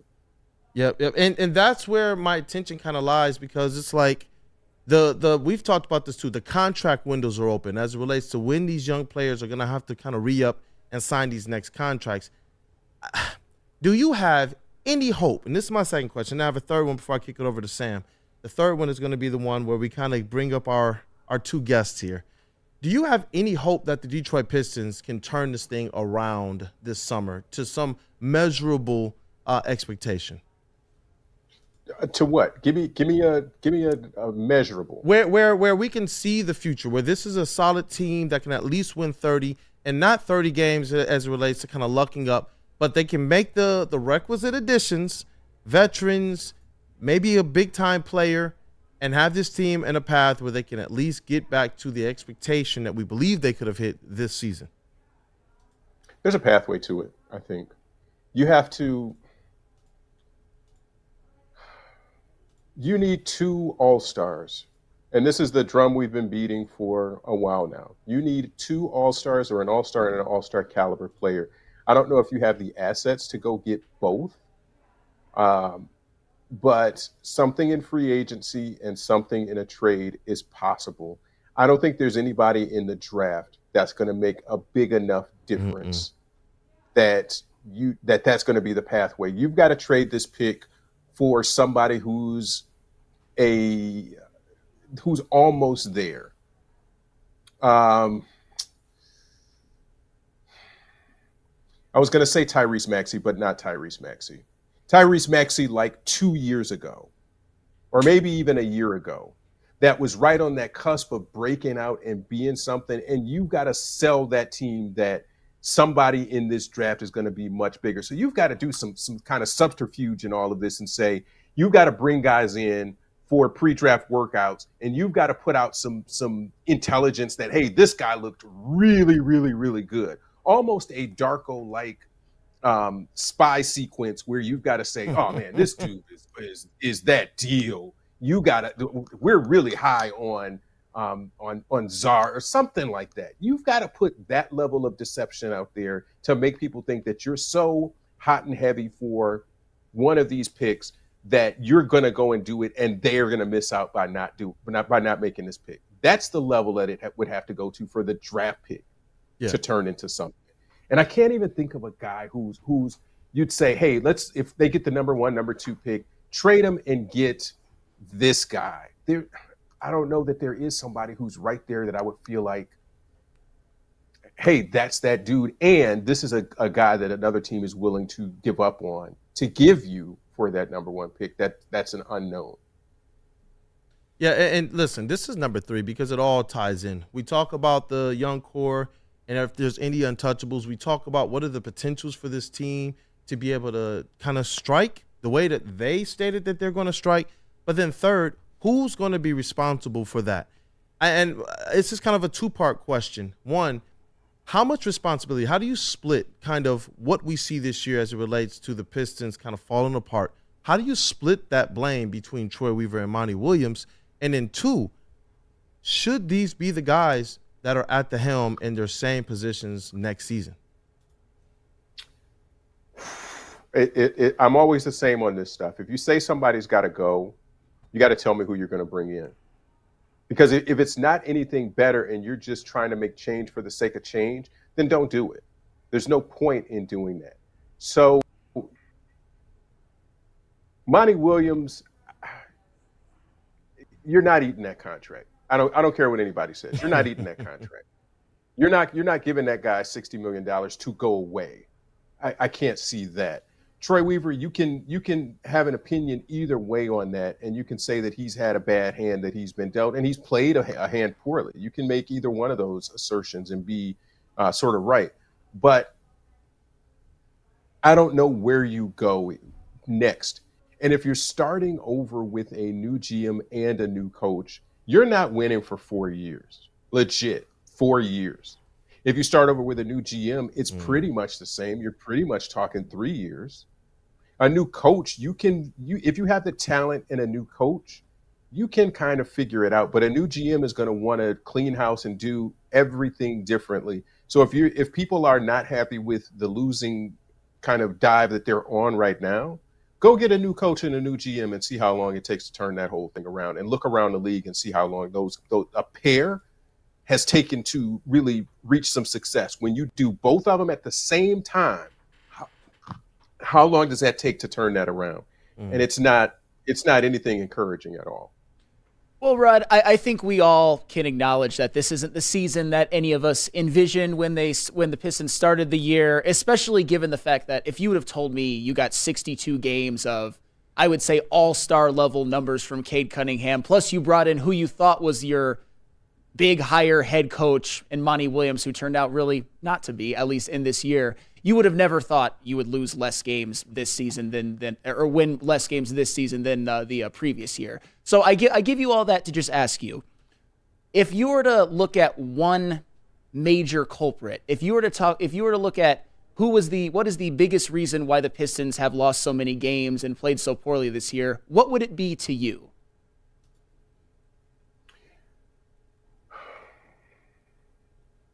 It's the circumstance. And it's been like this for a few years, more or less. Injuries, and you can't blame injuries on anybody. I think there's something that's so. I don't think it's Troy Weaver specifically, though he hasn't helped himself in a lot of ways. But do you look at the injuries that they've had? And the tail end of this season, when they traded away a lot of their assets at the deadline, that's because you have to. In that situation, what are you going to do with these expiring contracts? He got the expiring contracts.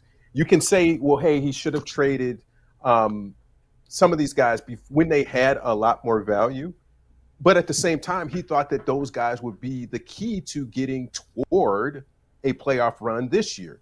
So it's just like anything else. You play a hand of blackjack, you lose. Is it the dealer's fault or the player's fault? Sometimes it's neither. It's the cards. If you didn't get the right cards and you made the right play, and it just didn't turn out right for you, you got an 11, you said hit me, you got a 2, and then you got a 10. Well, I mean, Is that your fault? No, that's just dumb luck sometimes, and that's the situation.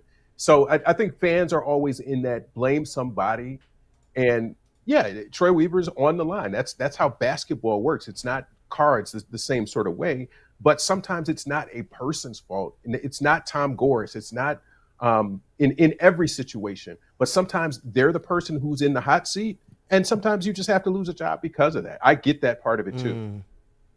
I know you kind of mentioned it earlier when you were talking to Kool-Aid, but I just wanted to ask you just like point blank. Do you think next year is a year when you will actually see improvement in the win column from these Detroit Pistons? Oh my gosh, we better. My goodness. I mean, improvement is 20, and 20 is still a horrible season. Yeah. So I think there will be improvement, but it's how you measure things. And we talked about this from last season. Is 17 wins last year, was that really the number of wins that they had? No, they would have been in the 20s easily, but everybody was vying for that number one pick. So you can't always look at the number as a gauge of what that team was. You got to look at the eye test and say, what is this good basketball? And a lot of the times the answer is no. And the Pistons are not playing good basketball. I'm not trying to under any illusion about that. But it is very much, is something going in the right direction? Is Cade Cunningham the player, the franchise player that you thought he was? Yes. Is Jalen Duren another piece? Yes. Did they add other pieces to that? Is Asar Thompson kind of that they had at the time? Probably. Is Jaden Ivey a piece that can be good for you moving forward? I really like Simone Fontecchio. Right. So are the pieces there? Can they be better? Yeah, but you need certain stuff. If you're making a stew and you don't have any chicken or you don't have any protein to go in it, it's not going to be a good stew. And that's kind of what we're looking at. Is there are pieces there, but the main ingredient is going to be this all-star, this veteran that's going to lift them up. And this is the year that we thought that Bogey might be something like that, or they might be able to do something at the deadline to augment the roster, and they just haven't been able to do that. So just you can and I can see that people will say that is Troy Weaver's fault, and I get it. I'm not protecting Troy Weaver. I'm just saying it's not all his fault, and it's maybe not as much of his fault as people want to say either. Yeah, and those are good points too. You know, Randy Smalley in the chat, he said a new GM that can work with Monty to get him the guys he needs to win. Now, to be fair, because I want to make sure we're being fair, there's no defending the product as currently constructed. There's no defending kind of how this thing has gone, how this season has gone on paper, and in a lot of ways worse than last season.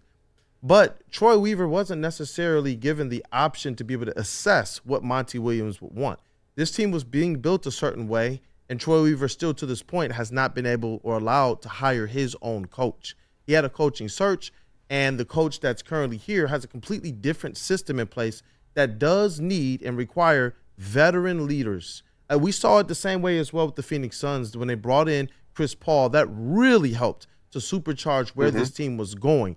And before that, there were a bunch of young players that he was able to take from 19 wins all the way up to the cusp of the playoffs when they had that kind of perfect run through the bubble. But now you're looking at this situation where it's like, I want to try and be balanced with this thing.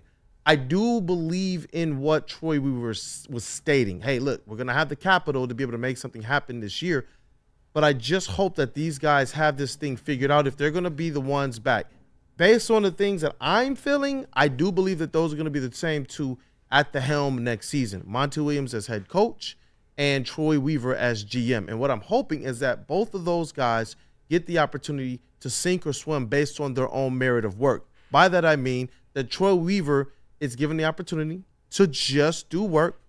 Nobody else necessarily from the front office or even ownership that can collude or not collude, but can convolute his vision for this squad. I just want to be able to see him now with Monty Williams at the helm be able to do that. And I want to be able to see Monty Williams get the types of players that he wants to coach. Because from the beginning of the season, and it was odd to hear him say this even in training camp, Monty Williams told all the media, this is not the type of team that I'm used to coaching. This does not necessarily fit my style and my system. And so he kind of put that out there from the beginning of the season, and then we saw it kind of play itself out as it relates to some of the lineups early on.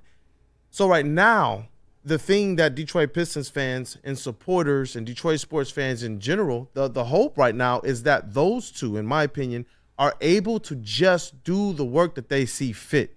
I know that there's been a lot of noise about Tobias Harris as a potential candidate this offseason.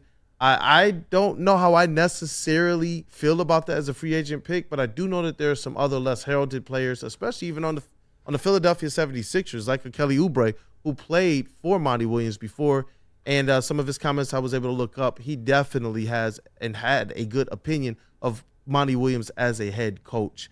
I'm hoping that this squad can go out there and put together some players and some pieces like that, some Kelly Oubres of the world, but I'm in total alignment with you and in total alignment with what Troy Weaver said this plan has to be this offseason. You got to go out there and you have to get two impact players. I don't know how just one impact player makes a difference here. And I saw somebody else in the chat earlier say, well, how do you get those guys here? Well, money is going to have to be the talk for Detroit Pistons this free agency. What's good, brother? All right. I haven't worked this out completely. Would you trade the number one pick to, let's say the Pelicans don't really get what they want out of the rest of this season? Would you trade the number one pick to for Brandon Ingram, who's on his contract expires next year? He's making $36 million next year. Pick. Yes. Bro, whatever you need to make that happen. And the Pelicans is a team that I've heard around the practice facility, around some of the media, things that we know that there's some teams that might be either disgruntled or teams that are looking to make a change to be able to better bolster their future, both financially as well as with the fit of some of their players. And Ingram and the Pelicans were one of those teams that we were told keep an eye on. Man, listen, if you're telling me Cade and Durant are your untouchables, anything else you need, including eating part of that contract for Brandon Ingram, I say yes yesterday, bro. Yesterday. Make it happen. But it's only 1 year left on it. And at 36, I can do that. I can do Brandon Ingram. I can do Brandon Ingram's contract for 36 for next year, and then it's expiring. So if it doesn't work with whatever other player you go out and get, then you don't have to repay him, but I think you get his bird rights too. Yeah, I could. So that's the type of thing that you've got to look at and say, the Pelicans might want one of these young guys. They might want to do a slow little reboot, and maybe he's not happy there, and you can try to move on from that. But if you're talking about how this can happen, that's it. So you give me Tobias, Brandon Ingram. I can see where you can start doing some stuff. I feel a whole lot better about the roster at that point than I do right now. Yeah, definitely. Look, it's going to be an interesting thing this summer. I just wanted to make sure that we did give some attention to. We talk a lot about the players. We do talk a lot about Troy Weaver from different aspects. But I know that a lot of the scuttlebutt on social media, especially within Pistons Twitter, has been about the security, the job security of Monty Williams and Troy Weaver. I think you added a lot of good context to the conversation. I can't wait to see what a lot of other people are going to feel and think about that as well. This will be posted on Woodward Pistons later too. So I'm sure there's going to be a lot of discourse there. They have the capital. They have all the assets to make this thing happen. Now it's just a matter of, can they get this thing done the right way? Because they've had that the last couple of off seasons. But Rod, any last thoughts, man? No, man, you guys are always hitting the right points, and I think this is an interesting conversation. But again, I'll maintain, you can't just get rid of people because you don't think they're doing the job. You got to go get somebody else. And certainly in Monty's case, you got to write a big check if you don't think he's the answer to that. And that was some of the question in the very beginning, is that if you're going to make him the highest paid, he better be able to turn something around quickly. Otherwise, you're eating a horrible contract that isn't going to be worth it once it all is said and done. And so, again, I say that anytime people talk about firing a coach, firing a GM, who are you going to get? Tell me who you're going to get. Hey, that's fair. That's fair. Thank you, as always, Rob, for your time. We went around the city in the first segment. Had to kind of break down these Detroit Pistons, especially as the season is coming to a close. Exit interviews are right around the corner. The last home game is tomorrow night. That's why I thought it was appropriate to wear the shirts that they gave out on opening day as well. It was we went from way up here. We had boots on the ground. Our whole Woodward family was kind of in there to just what is going on now. But Rob Beard, thank you so much, man, for getting on here and giving us a little bit of good news and a little bit of bad news on today's show. All right, gentlemen. Enjoy your Wednesday. Thank you. Thanks, Rod. You too, brother. Blessings. And you know what? I got a little bit more good news and a little bit more bad news. Bad news is insurance rates are up in the state of Michigan, man. That's not a surprise to any of us. But the good news, this may be a surprise. Swiss Insurance is here to help. Right now, more than ever, it's critical for you to have your insurance reviewed by them. They'll make sure that your current carrier does not slip in any extra fees and that they don't raise your deductibles. Call Mark at Swiss Insurance today or visit them online at swissins.com and tell them that Woodward Sports sent you. Where's the most convenient place to get that big fitness energy? It's Planet Fitness. Join today for just $1 down, $10 a month. With over 2,400 locations and equipment for every workout, you can get in, get energized, and get going. And with free fitness training and most clubs open 24 hours, everyone belongs in the judgment-free zone. So join today for $1 down, $10 a month, no commitment, cancel anytime.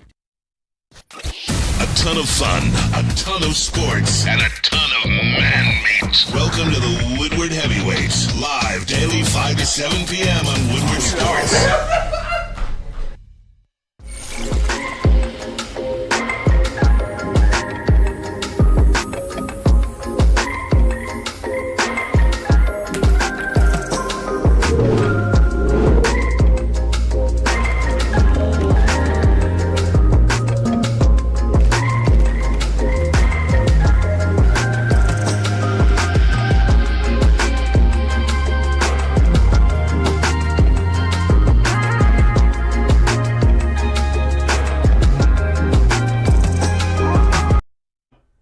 Feldman Chevrolet, Detroit's #1 Chevy dealer. Since 1996, Feldman Automotive has been driven to provide a fast, convenient, and first-class car buying experience called the Feldman Advantage. With 18 locations, there's a Feldman dealership in your backyard. Visit feldmanauto.com to find the location nearest you.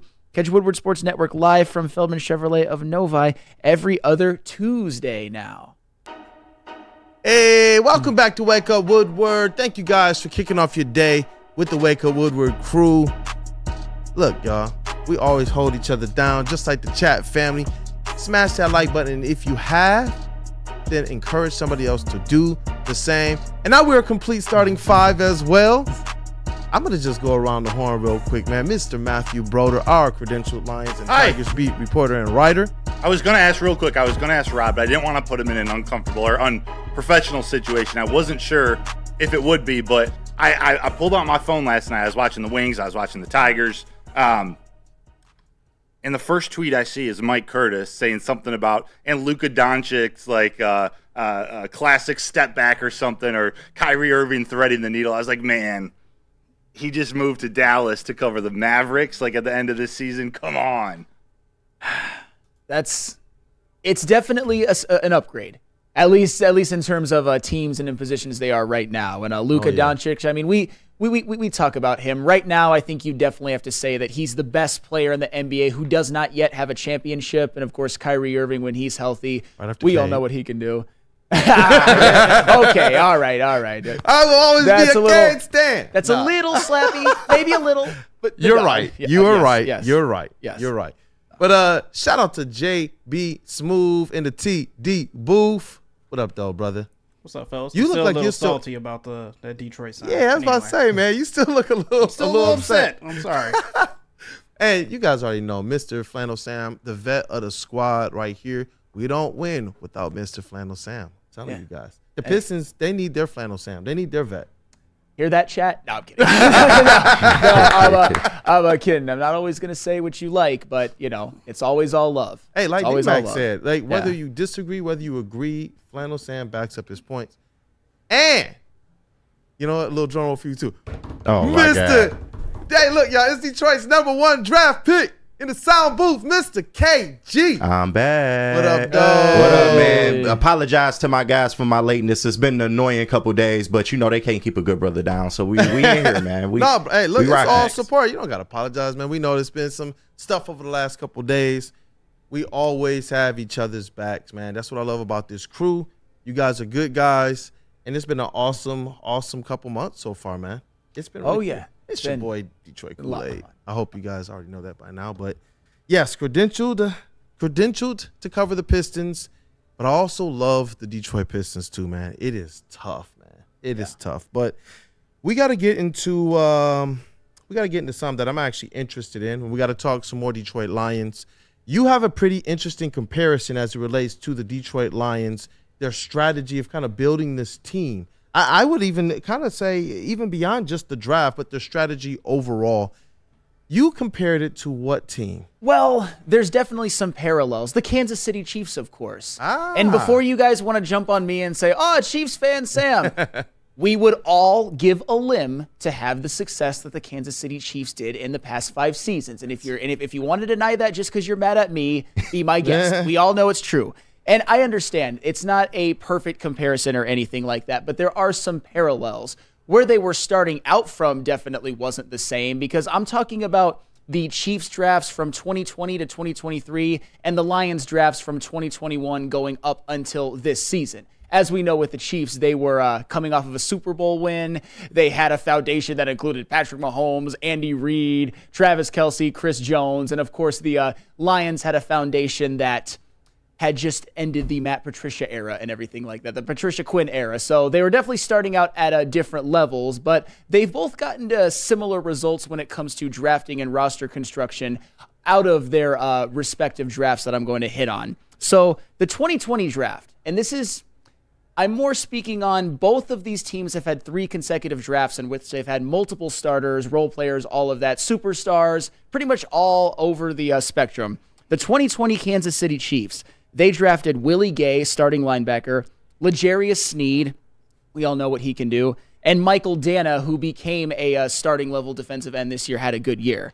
In 2021, the Lions drafted Penei Sewell, Aleem McNeil, Ife Melifomu, Amon-Ra St. Brown, and Derek Barnes. That's a haul. That's a haul.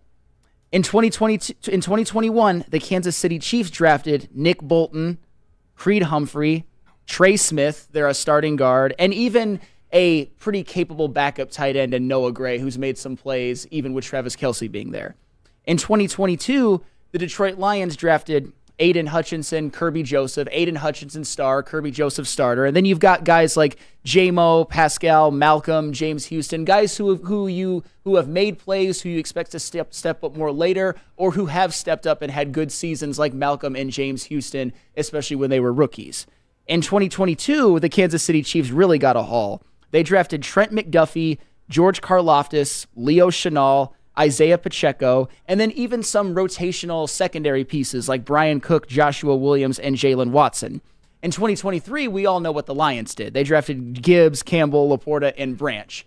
But what those 3 consecutive drafts did for the Kansas City Chiefs, other than kind of rebuilding a Super Bowl core, is what it made for them was the ability in 2023 to kind of draft more depth pieces, and it didn't even matter. The only starter that they got from that draft, at least in year 1, was Rashee Rice. And we all know how important Rashee Rice was to that team, but the point is that they had won the Super Bowl the year before. They had drafted countless starters who I already named to fill out their roster, so that last season they could have a draft which on paper is kind of like, meh, besides Rashee Rice, but it didn't matter. This is what I believe the Lions are looking at this season. All of the starters that I just mentioned that the Lions had drafted the last 3 years. I don't have to go over them again. We all know them. We all love them. We've all seen them improve from year to year to year.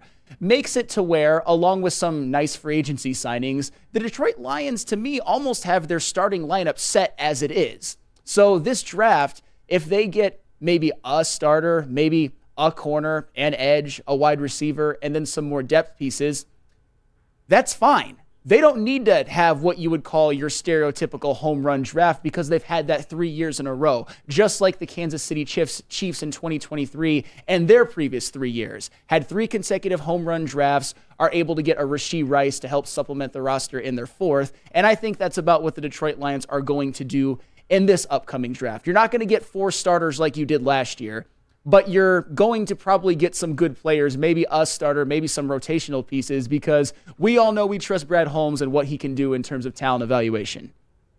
Yeah, and you know what? What I'm seeing, shout out to Eduardo O'Neill, Talk Dirty Sam.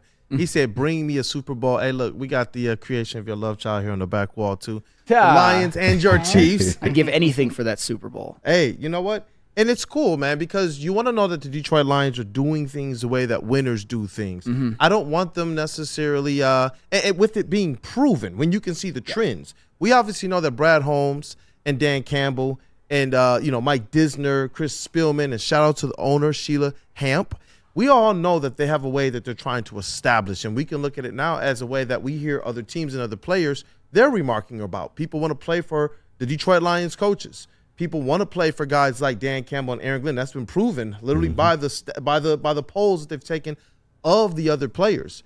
We see what Brad Holmes is doing, and people say, you know what? They're over there building, not just as it relates to what you're putting out there on the field, but the philosophy, this whole aspect of grit.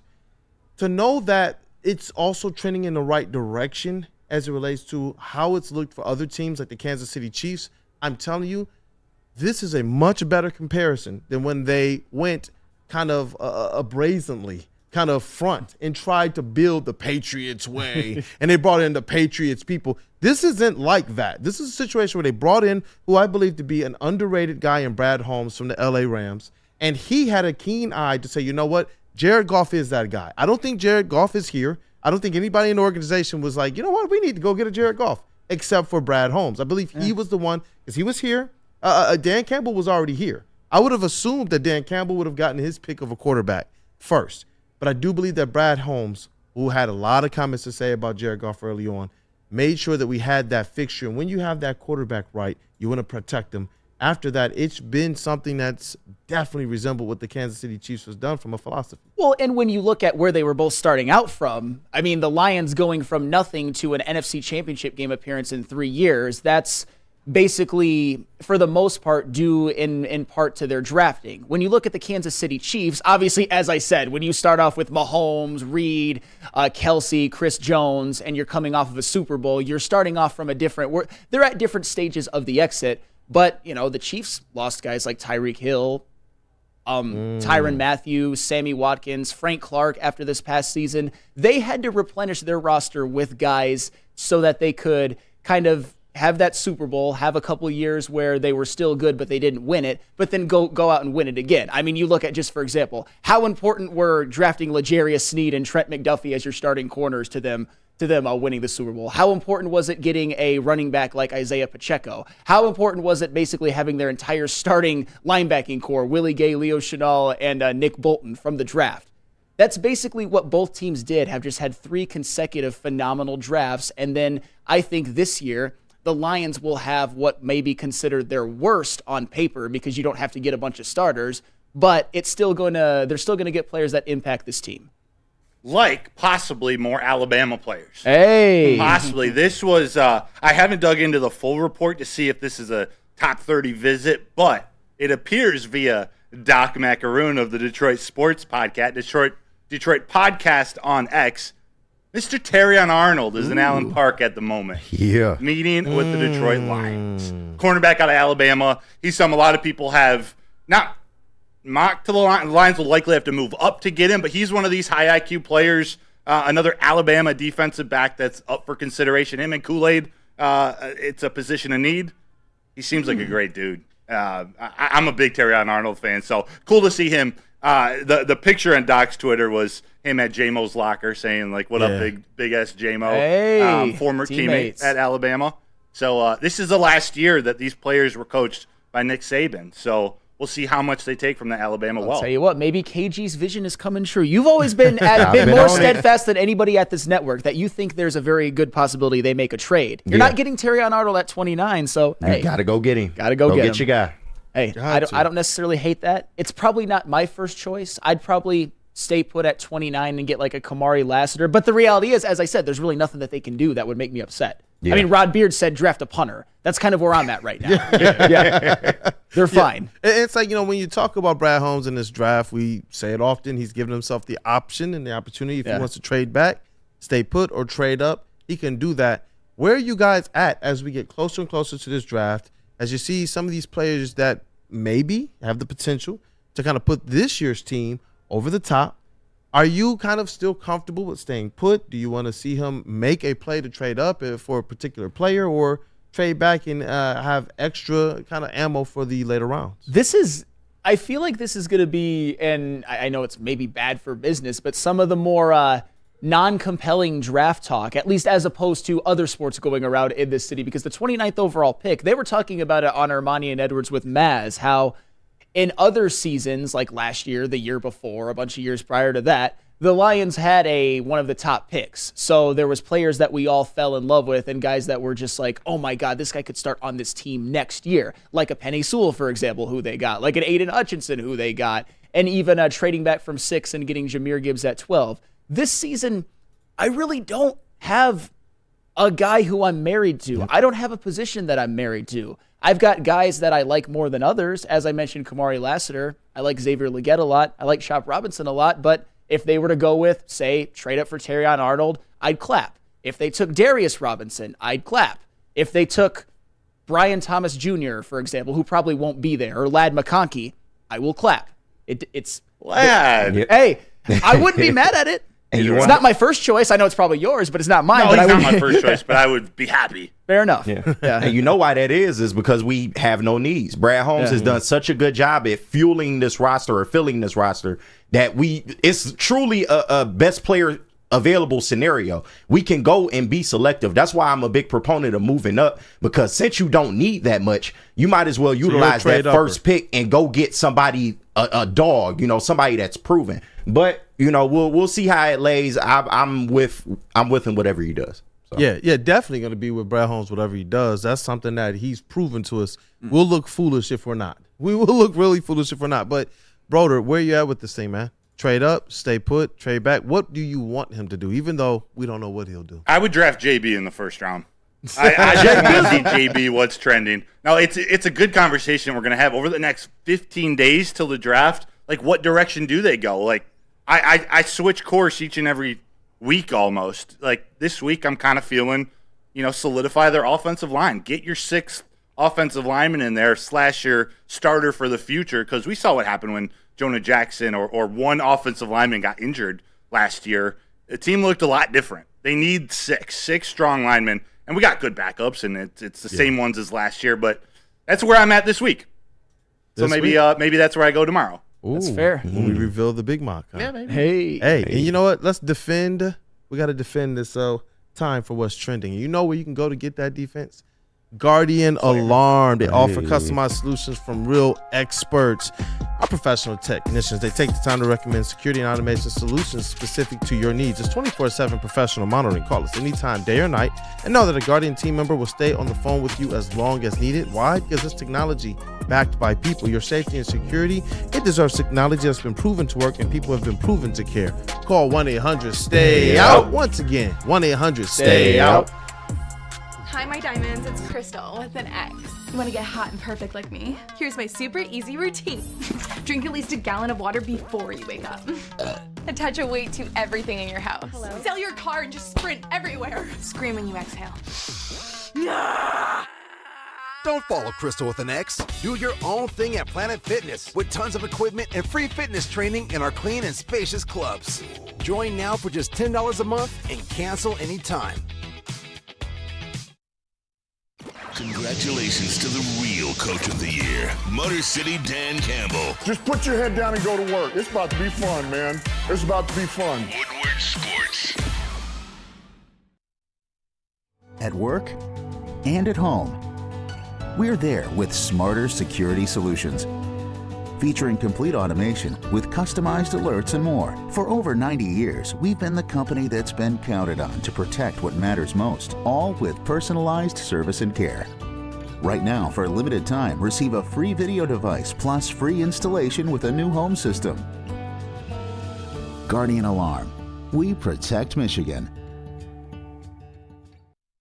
You make sure it's seen and heard. Corner, jumper, tweet us, hop on the YouTube chat, slide in the DMS at Woodward Sports on all social media. Visit Dispo Dispensary today for exclusive new deals and experience a team that curates an unbelievable atmosphere, mixed with fresh inventory from Michigan's largest variety of products. Save the date for 420 at Dispo Dispensary. Dispo is putting on epic events with over 1,000 giveaways at each location. Stay tuned for more details. Dispo Dispensary, disposhops.com, your local cannabis plug. And after Dispo, you know where you want to go when you got the munchies. When it comes to chicken sandwiches, I have got the sleeper. It's the Shake Shack Chicken Shack sandwich. Try the Chicken Shack sandwich for free with a $10 purchase. Grab a shake and a crispy crinkle fry, and your Chicken Shack will be free. Just use the code word Woodward in person, online, or download the Shake Shack app today. Promotion available in all 7 Michigan Metro Detroit locations. What up, though, people? Welcome back to Wake Up Woodward. We appreciate you guys for kicking off your day with the crew. We got the whole starting 5 in the building. Get your mailbag questions in as well. But first, it's time for the most electrifying segment in sports entertainment. If you smell what JB Smooth is cooking with what's trending. Just Blaze. Just Blaze. What's up, fellas? What up? What's going on? You know what? I'll hop into this real quick. Look, I forgot to ask you guys on Monday if you guys checked out the eclipse. Did any of you guys check it out? I was covering it. I felt like I had to write a post-game article. Yeah. I mean, you know what? I was against it for so long, but you know what? I think I actually went out there and, I took a look at the clips. And, I took a picture of it, too, that I wanted to share with you guys right here. God. Of the clips. Nice. Clips. I see what you did there. Grinding. But no, I did not go out there and watch it. And yes, I got offered glasses to go out and watch it. But no, this clips looks a lot better to me. When the last time was that clips? About 2004. Oh, yeah. Womp womp. About 2004. And KG, I'm glad you're here because we didn't get your opinion on the new Detroit sign. But I got to give a shout out to GMAT Cash. He does have a new track about this sign. Oh, God. We can only play a little bit of it, honestly, because we don't want to get taken down. But, KG, what's your opinion about this sign?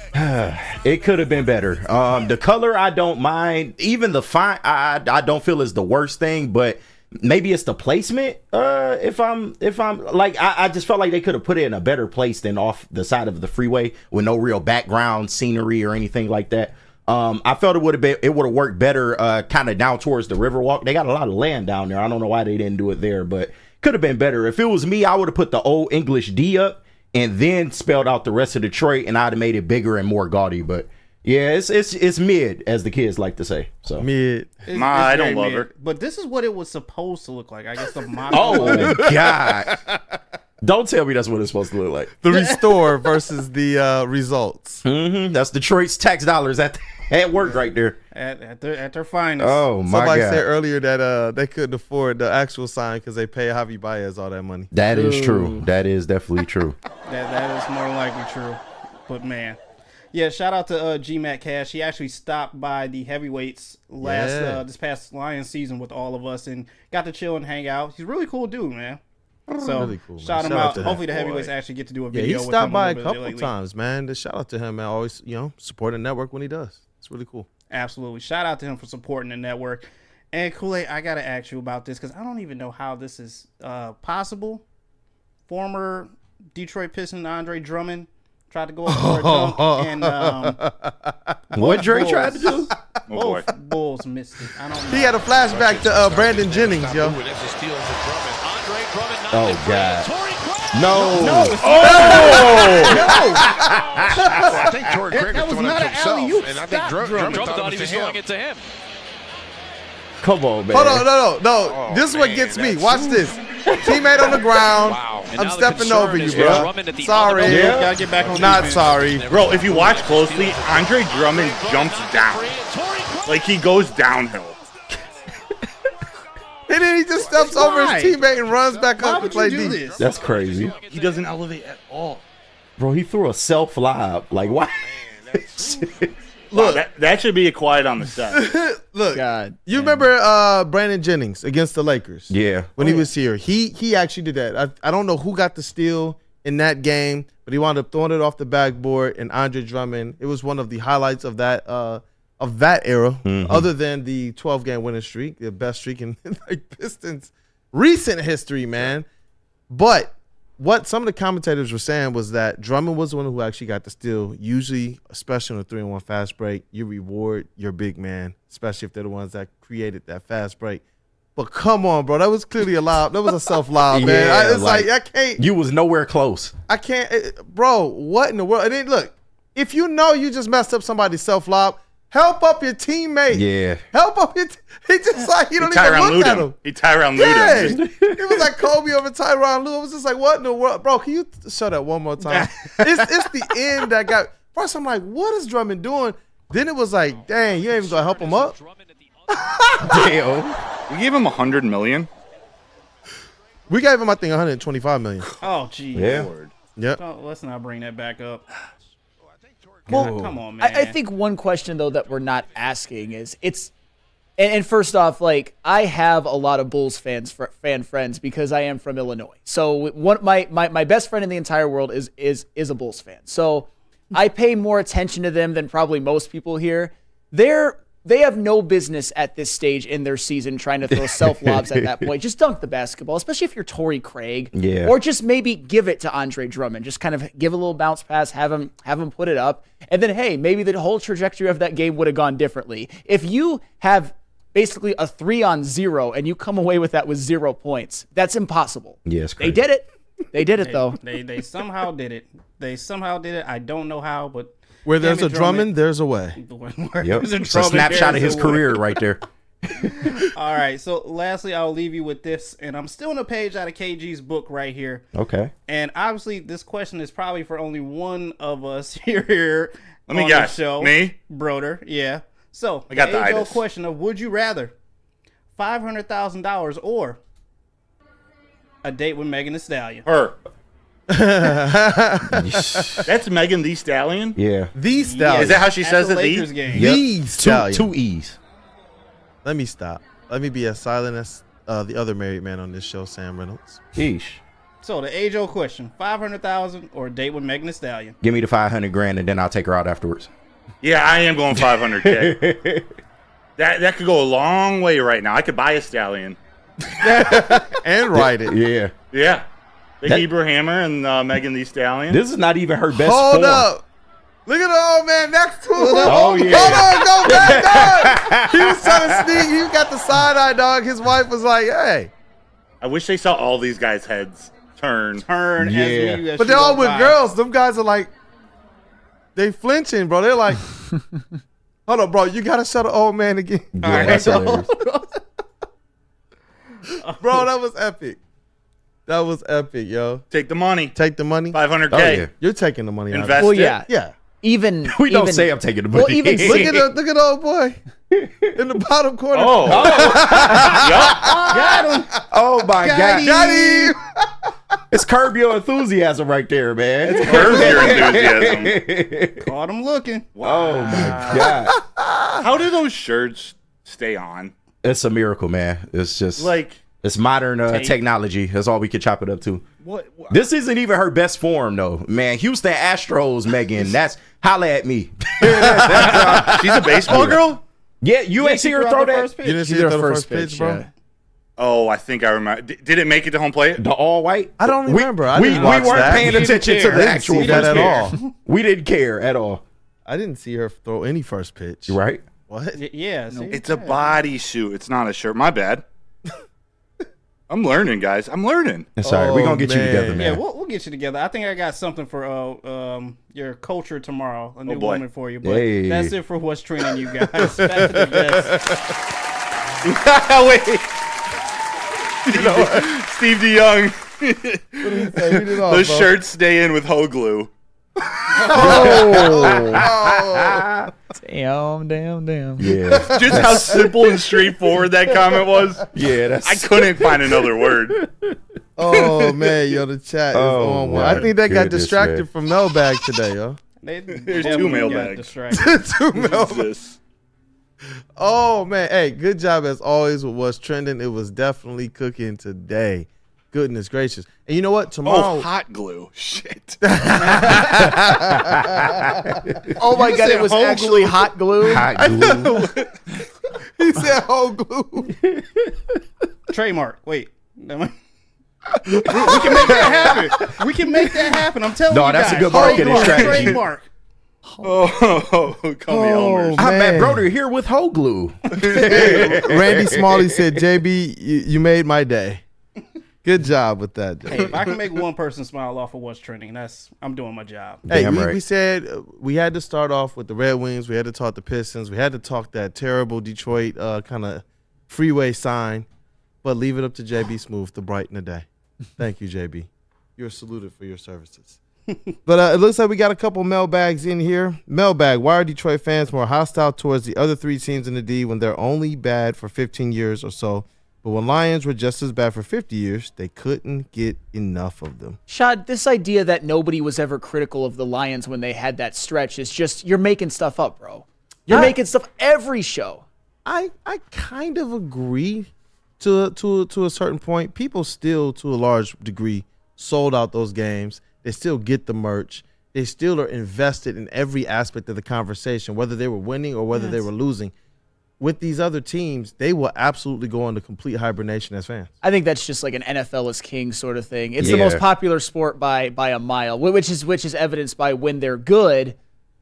I mean, it's the city of Detroit just explodes in a good way, and it certainly did this year. And especially in the last couple of years, last decade or two, like we want things faster. Like it's just expectations, the criticism. Yeah. There's just a lot more of it because we want it now. Yeah. We want it now. Yeah. It's my money. I want it now.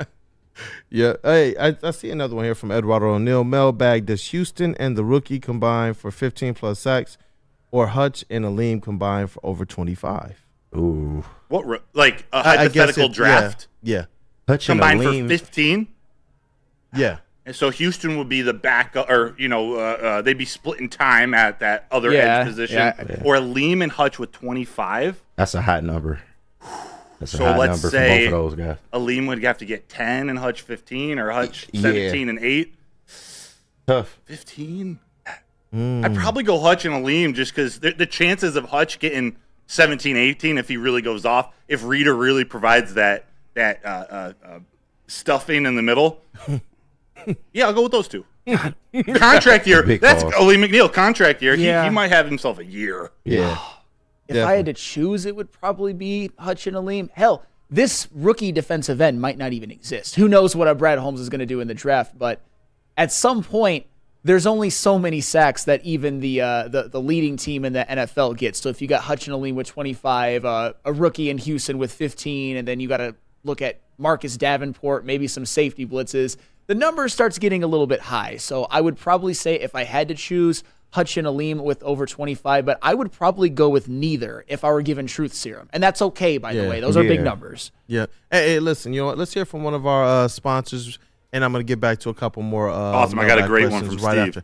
Hey! T-Foss! You want to sit down right here? Foster. Shout out to T-Foss. He's in the building right now. But someplace else you can go. Soroki's Nashville Hot Chicken is back, everybody. They got fresh, crispy Nashville hot chicken tenders, the hot chicken sandwich, the hot loaded fries, and, of course, the newest Nashville hot pizza. This is a limited time offer, so you have to go in and get them now. Visit Sorokis.com to place your order online, or you know what? Just stop in at one of their 11 convenient locations nearby.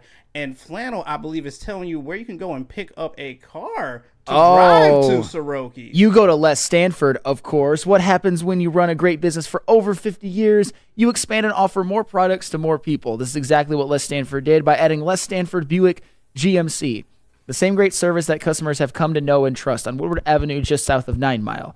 Check out Les Stanford in Dearborn today at lesstanford.com. Les Stanford Chevrolet. Together, let's drive. But obviously, if you don't want Soroki's, you can always go to Shake Shack, right, Sam? Oh, absolutely. Shake Shack. Oh, the QB challenge. Shake Shack and Woodward Sports want to remind you it's always football season. How would you like to win 2 free tickets to this season's home opener? It's the Shake Shack quarterback challenge. If you can throw it on a rope, you could be at the home opener. Register today for your chance to win at any Shake Shack location at woodwardsports.com or scan the QR code right above my head. Right there. Right there. Right there. Hey. Oh. Is this our new Statue of Liberty? We got a special guest. Hey, we do. We do. What up, though? Mr. Hello, T. gents. Foss, the legend, our sixth man. What up, though? Your legend friend's been involved with a whole bunch of stuff, so I've been all over the place. All over. With that whole glue? Been to Vegas. Trademark. In the great city of Mount Pleasant, East Lansing. Hey. Grand Rapids. Do you see the Grand Canyon? I've already seen the Grand Canyon. I hiked the Grand Canyon. Really? Oh, yeah. Oh, Come on. Yeah. Yep. Wow. And tragedy there, my favorite T-shirt got stolen down in the end of the Grand Canyon. And you know what else I did not see at the Grand Canyon? Americans. Everybody's from Europe. Hey, Danny G said the Disney World legend himself. Yes, Right, sir. Terry Foster. Right. And you know Right what? on You know what else Europeans do when they get hot? What? Ladies, they take their blouses off. Oh, wow. All I saw was bras and skin. Hey, like Megan Thee Stallion. Right. I feel like we need to get his opinion on that, too. Yeah, well, an over-the-shoulder boulder holder. They're missing. Man, bro, it's good to see you, man. Good seeing you, Good gentlemen. to see you, bro. It's Yes. hot up here. It Holy is hot. moly. These lights are crazy. Yeah, it's hot. Yeah. The weather changed and all kind of stuff. Now, did y'all watch the eclipse? Hell no. I did. I was making sure when I found out how much JB Smooth was invested in this eclipse, I actually took the time to cover it. Well, that's frame by good. frame, man. You know what? Tagged him in and everything. I might be an asshole. But I didn't get into the eclipse. You know why? Why? You know what happens 365 days a year? What? It gets dark at night. dark. I swear. So I'm like, you. okay, what's the big deal? Thank you, T. Foss. Thank you. I go outside where I live. I can't see. Hey, we also got a shout out to Wayne State, Randy Smalley in the building. Dope yeah. hoodie. And I like the Detroit Grand Prix hat as well, man. Yeah, this is my volunteer hat because I volunteer for the Grand Prix. Okay. Where are your pants, though? Huh? Oh, no, What? just kidding. Wait, what? Oh, I can't see them. Sorry, it was a bad camo joke. Chill, guys. Chill. Oh, man, oh, man, oh, man. Life's good, though, Terry. Pistons, Red Wings, How about them Tigers? Tigers. Hey, the smile dropped from his face a little bit when you said Pistons. I know. Yeah, I'm a little disappointed in the Pistons. Yeah. Now, are they You're a lot officially disappointed. out of the playoff race? They might be. We have to check on that. They Okay. might control their destiny a little bit like the Red Wings. Yeah, I'm not big on magic numbers. I don't know what's happening, man. Yeah. Because the Pistons have one of those. They got a magic number right now. Yeah. 0. Have you ever covered a Tigers game at PNC Park in Pittsburgh? I have.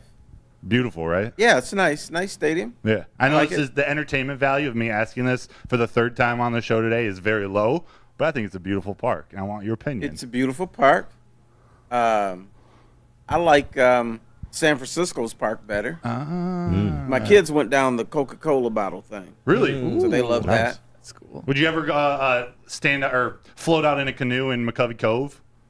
No, because I'll flip it over and probably get eaten by a shark or something. Yeah. Oh my gosh! Now you got everybody in the chat talking about where are his legs, where are his pants. Yeah. Goodness gracious! Got camo, man. You think I'm gonna come in nude or something? Blend it in. Well, you know he's always starting stuff. He is. I'm stirring. Hey, I can't wait, man. For I'm you guys stirring. to run it back during Lion season. Bro, we're about to have an epic. I think we're doing Woodward and Maine still, but it's going to be an epic next couple months for the Tigers. Well, before you get to that, you need. Lions. I hope you guys got into the meltdown of the Red Wings. Yeah. It's not What looking the hell good. was that? It's not looking good. Yeah, Flannel made sure to go in. He should have go in with enemy number 1, target 1, Alex the Brinkhat. Oh, you mean 1 goal in 18 games? Yep. Wow. You guys got the same script. A certain smart person might have been mentioning that earlier. I wonder who that is. I wonder. And how old is Ovechkin? Is he 43? Yeah, the Red Wings definitely got Ovechkin. He's at last 12 night. goals in the last 13 games. He's got another 30-goal season, yeah. And he, with an absolute snipe last night. His 18th 30-goal season, He's which is Ovechkin for a ahead of reason. Gordie Howe, ahead of Wayne Gretzky. How does Wayne Gretzky not get more than 14, 30 goals. I mean, he scored 1 million goals. I don't get that. Honestly, I don't either. Would he score like 29 goals every season or something? I mean, I see this dude scoring like 86 goals and 70 goals and stupid stuff like that. I don't see how Gretzky's not the number one guy.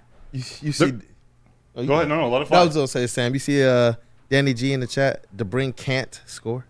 Oh, I knew that was gonna come. Yeah, it's true right now. Like I said, 1 goal in 19 games. That's about a quarter of a season sample size. That's not good enough. And just a crazy stat on Wayne Gretzky. Now that you mention him, he had 11 seasons of 100 or more assists. That explains lots of things too. Yeah. Have mercy. Hey, you know what? Shout out to Stick, man. He just walked in. He got the Pistons hat on Woodward Pistons Wednesday. Man, shout out to you. Shout out. Bet. I just got this at Birch Run. Hey. Oh, Shy. He must have paid $3.99 for it. You are incorrect, sir. It was $6. Oh, I was off. My bad. Did you stop at Tony's and get a pound of bacon? No, but you know about I Tony's? ate the hell out of some Bavarian. What is it? Bavarian Inn. Oh yeah, Frankenmuth. Yeah. Chicken fried steak. Everything. I love the chicken at Bavarian, but I keep hearing from people, it's overrated. No, I love It's Zinder's, good. No, it's Bavarian, good. whichever hotel you go to, whatever side of the street you on, all the chicken up there is good. Frankenmuth is. I love is Frankenmuth. epic. Yeah. And I always get served by some 86-year-old woman. It feels special every single time. of course. Still trying to show her breasts. And like, I don't want to see that. You know, chicken looks bad enough. Yeah. Terry, when we going to Frankenmuth? I'll go today. Leave these mugs and we go right up there. You know what? We're going to have to make something like that happen one of these days, man. Stick and Joey and crew, like back in the day, they used to go on trips with Woody, Woodward the dog, and they would go remember up that. and Yeah, the they Coney would trip, taste yeah. They went to test Finn food. Oh, no. I went up with Spinny, man. Spinny tried to kill me. That's why I don't like him very much. He took me to the sauce place. Yeah. And like Place? there's a place where they have hot sauce. Oh, wow. Spinny's eating it like, oh, this is delicious too. You got to get one. I eat it and I just go, steam would come out my ears. Dude, are you serious? Shout out that one golf course in Frankenmuth live broadcast we did. I remember that day. Yeah.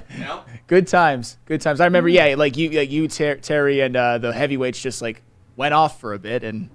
Oh yeah, Having hot I went sauce. there with Fat Boy, Easy and Spinny. Absolutely hammered at that golf outing. Shout out to Andy from the Lions. That guy's the man. Shout out. Hey, shout out. Man, this has been a show. Yeah. Time to wrap it up, huh? Yeah, I gotta ask you guys real quick. Were you guys excited about seeing The Undertaker doing WrestleMania? Did you even look at it? I mean, it was cool, but I just didn't understand why Undertaker. Maybe they couldn't get Stone Cold. I think Stone Cold was supposed to be in that spot. But Stone Cold probably said no. yeah, he probably did. What up, though, JB? You know you're our other wrestling representative on this show. Oh, yeah. I mean, it wasn't bad. I just get sick of WWE bringing up these old superstars that are supposed to be retired. Yeah. But yet you bring them back just because of, the pop and try to sell tickets. So you that could be was the promoting golden other age of people. wrestling. Yeah. That was when it was pure. Yeah. And why is The Rock? I thought The Rock was a good guy. No, he's heel. He's always been a heel. Well, most of the time he's been good, but this current run he's going tapping back into his heel mode. So. And he's allowed to say dirty words and everything, fire people. It's a new era. It's a new era for WWE, man. They starting to get away from the PG BS and starting to get more back into traditional wrestling, or at least wrestling as I know it, as I came up. So we need to see Kevin Hart out there ASAP. Kevin Hart? Yeah. Why Kevin Hart? I don't know. My man was Bobby the Brain Heenan, man. Yeah. Why not? I'm about to say, you mean Bret Hart? Yeah, that's what I'm like, Kevin Hart. No, Kevin and The Rock, they go together. Like a horse and The yeah. I get it. That's what I was with Bret Hart.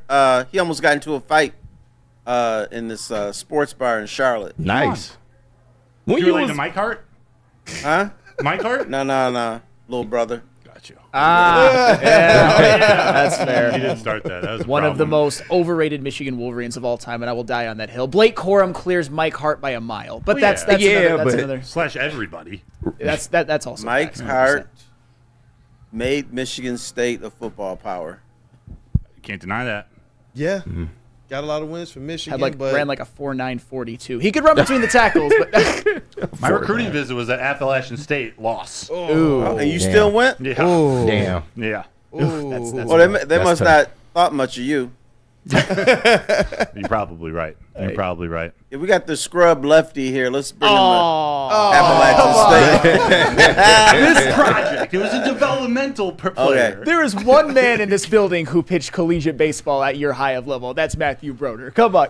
Hey, got to show love. See, Michigan man. Let's go. I threw that phrase around a little too much in the fall when it wasn't deserving, but you, my friend. Appreciate it. Michigan man. Appreciate it, Broder. All right. Hey, as well. look, we're going to wrap it up. Okay. So I got to make sure that we shout out the legend, Mr. Terry Foster, 6th man of this crew. Hey, it is good to see you again. Glad you got some traveling in and such. Oh, yeah. Hey, that's dope. I didn't want to come back from Vegas. I got into all kinds of doublemint. Oh, man, I believe it. We're going to, you know what? Maybe we got to make this work out for Vegas Summer League, too. I went there last year. I'm going back this year. Got to figure out some way to make this happen. Got to see Terry in action. Got to. I'll do it. Hey, shout out to our elite booth. We got Stop it. over here in the sound booth, Mr. KG, Detroit's #1 draft pick. What up, though? Appreciate y'all, man. Hey, and in the TD booth, we got Mr. JB Smooth. Yo, appreciate you guys. Been an amazing show. Yes, sir. Yeah, hey, it's been a fun one. We've had some laughs. We've had some cries. We've had some anger. And we got the legends, 2 of them, man. Shout out to our guests as well. Detroit News Rod Beard stopped by to give us a pulse of everything around the city of Detroit sports-wise from the Detroit News as well as our Woodward Pistons segment. And we got the legend, Mr. Terry Foster. I'll say your name again. And up here, my illustrious co-host. What'd you call Shelby Miller? The wonderful, the beautiful. The beautiful, the wonderful, the immaculate, the stupendous. Shelby Miller. Flannel Sam. A Cy Young frontrunner right now. I don't care what anybody says. I would concede while he's pitching. Looks pretty. It's nice. Yeah. Romantic. Hey. Vibes. Aura. Shout out to Sam Reynolds, a.k.a. Flannel Sam. We got to get those custom flannels going soon. Got to be more proactive. It's going to happen, yes. We got to find a way, man. The vet of the squad, we got Mr. Matthew Broder as well. Hello. A credentialed beat writer for the Lions and the Tigers, reporter. All the good stuff here, man. Thank you, Brandon. Who's Brandon? Who's Brandon? I'm repping the Lee McNeil today. Contract year. Hey, contract. Yeah. I like the shirt. Again, Thank you. I like it a lot. And we got Brandon, Detroit Kool-Aid Dent, our rock. credentialed Pistons beat reporter. Apologies for the season they're having, but I appreciate you for bringing us some coverage, sticking with them. Hey, being honest, but providing a little optimism where you can find a little bit. Attaboy. A little bit, I guess. Yeah, What's the optimism? They don't look like a 3rd grade team? Is that the optimistic part about the Pistons? I'm trying to figure it out. Actually nicer than I thought you would be for them. A little bit nicer than I thought. Yeah, not a 1st or a 2nd grade team. Yeah, right. A 3rd grade team. But hey, as always, chat family, thank you guys for being a part of this Wake Up Woodward show and choosing to start your morning with us today. Definitely go ahead and smash that like button if you haven't already. If you have, encourage somebody else to do the same before the stream ends or after the stream. Hit the like button still. Share the post. Post it on social media. Whatever you got to do. Support your crew. We appreciate you guys always.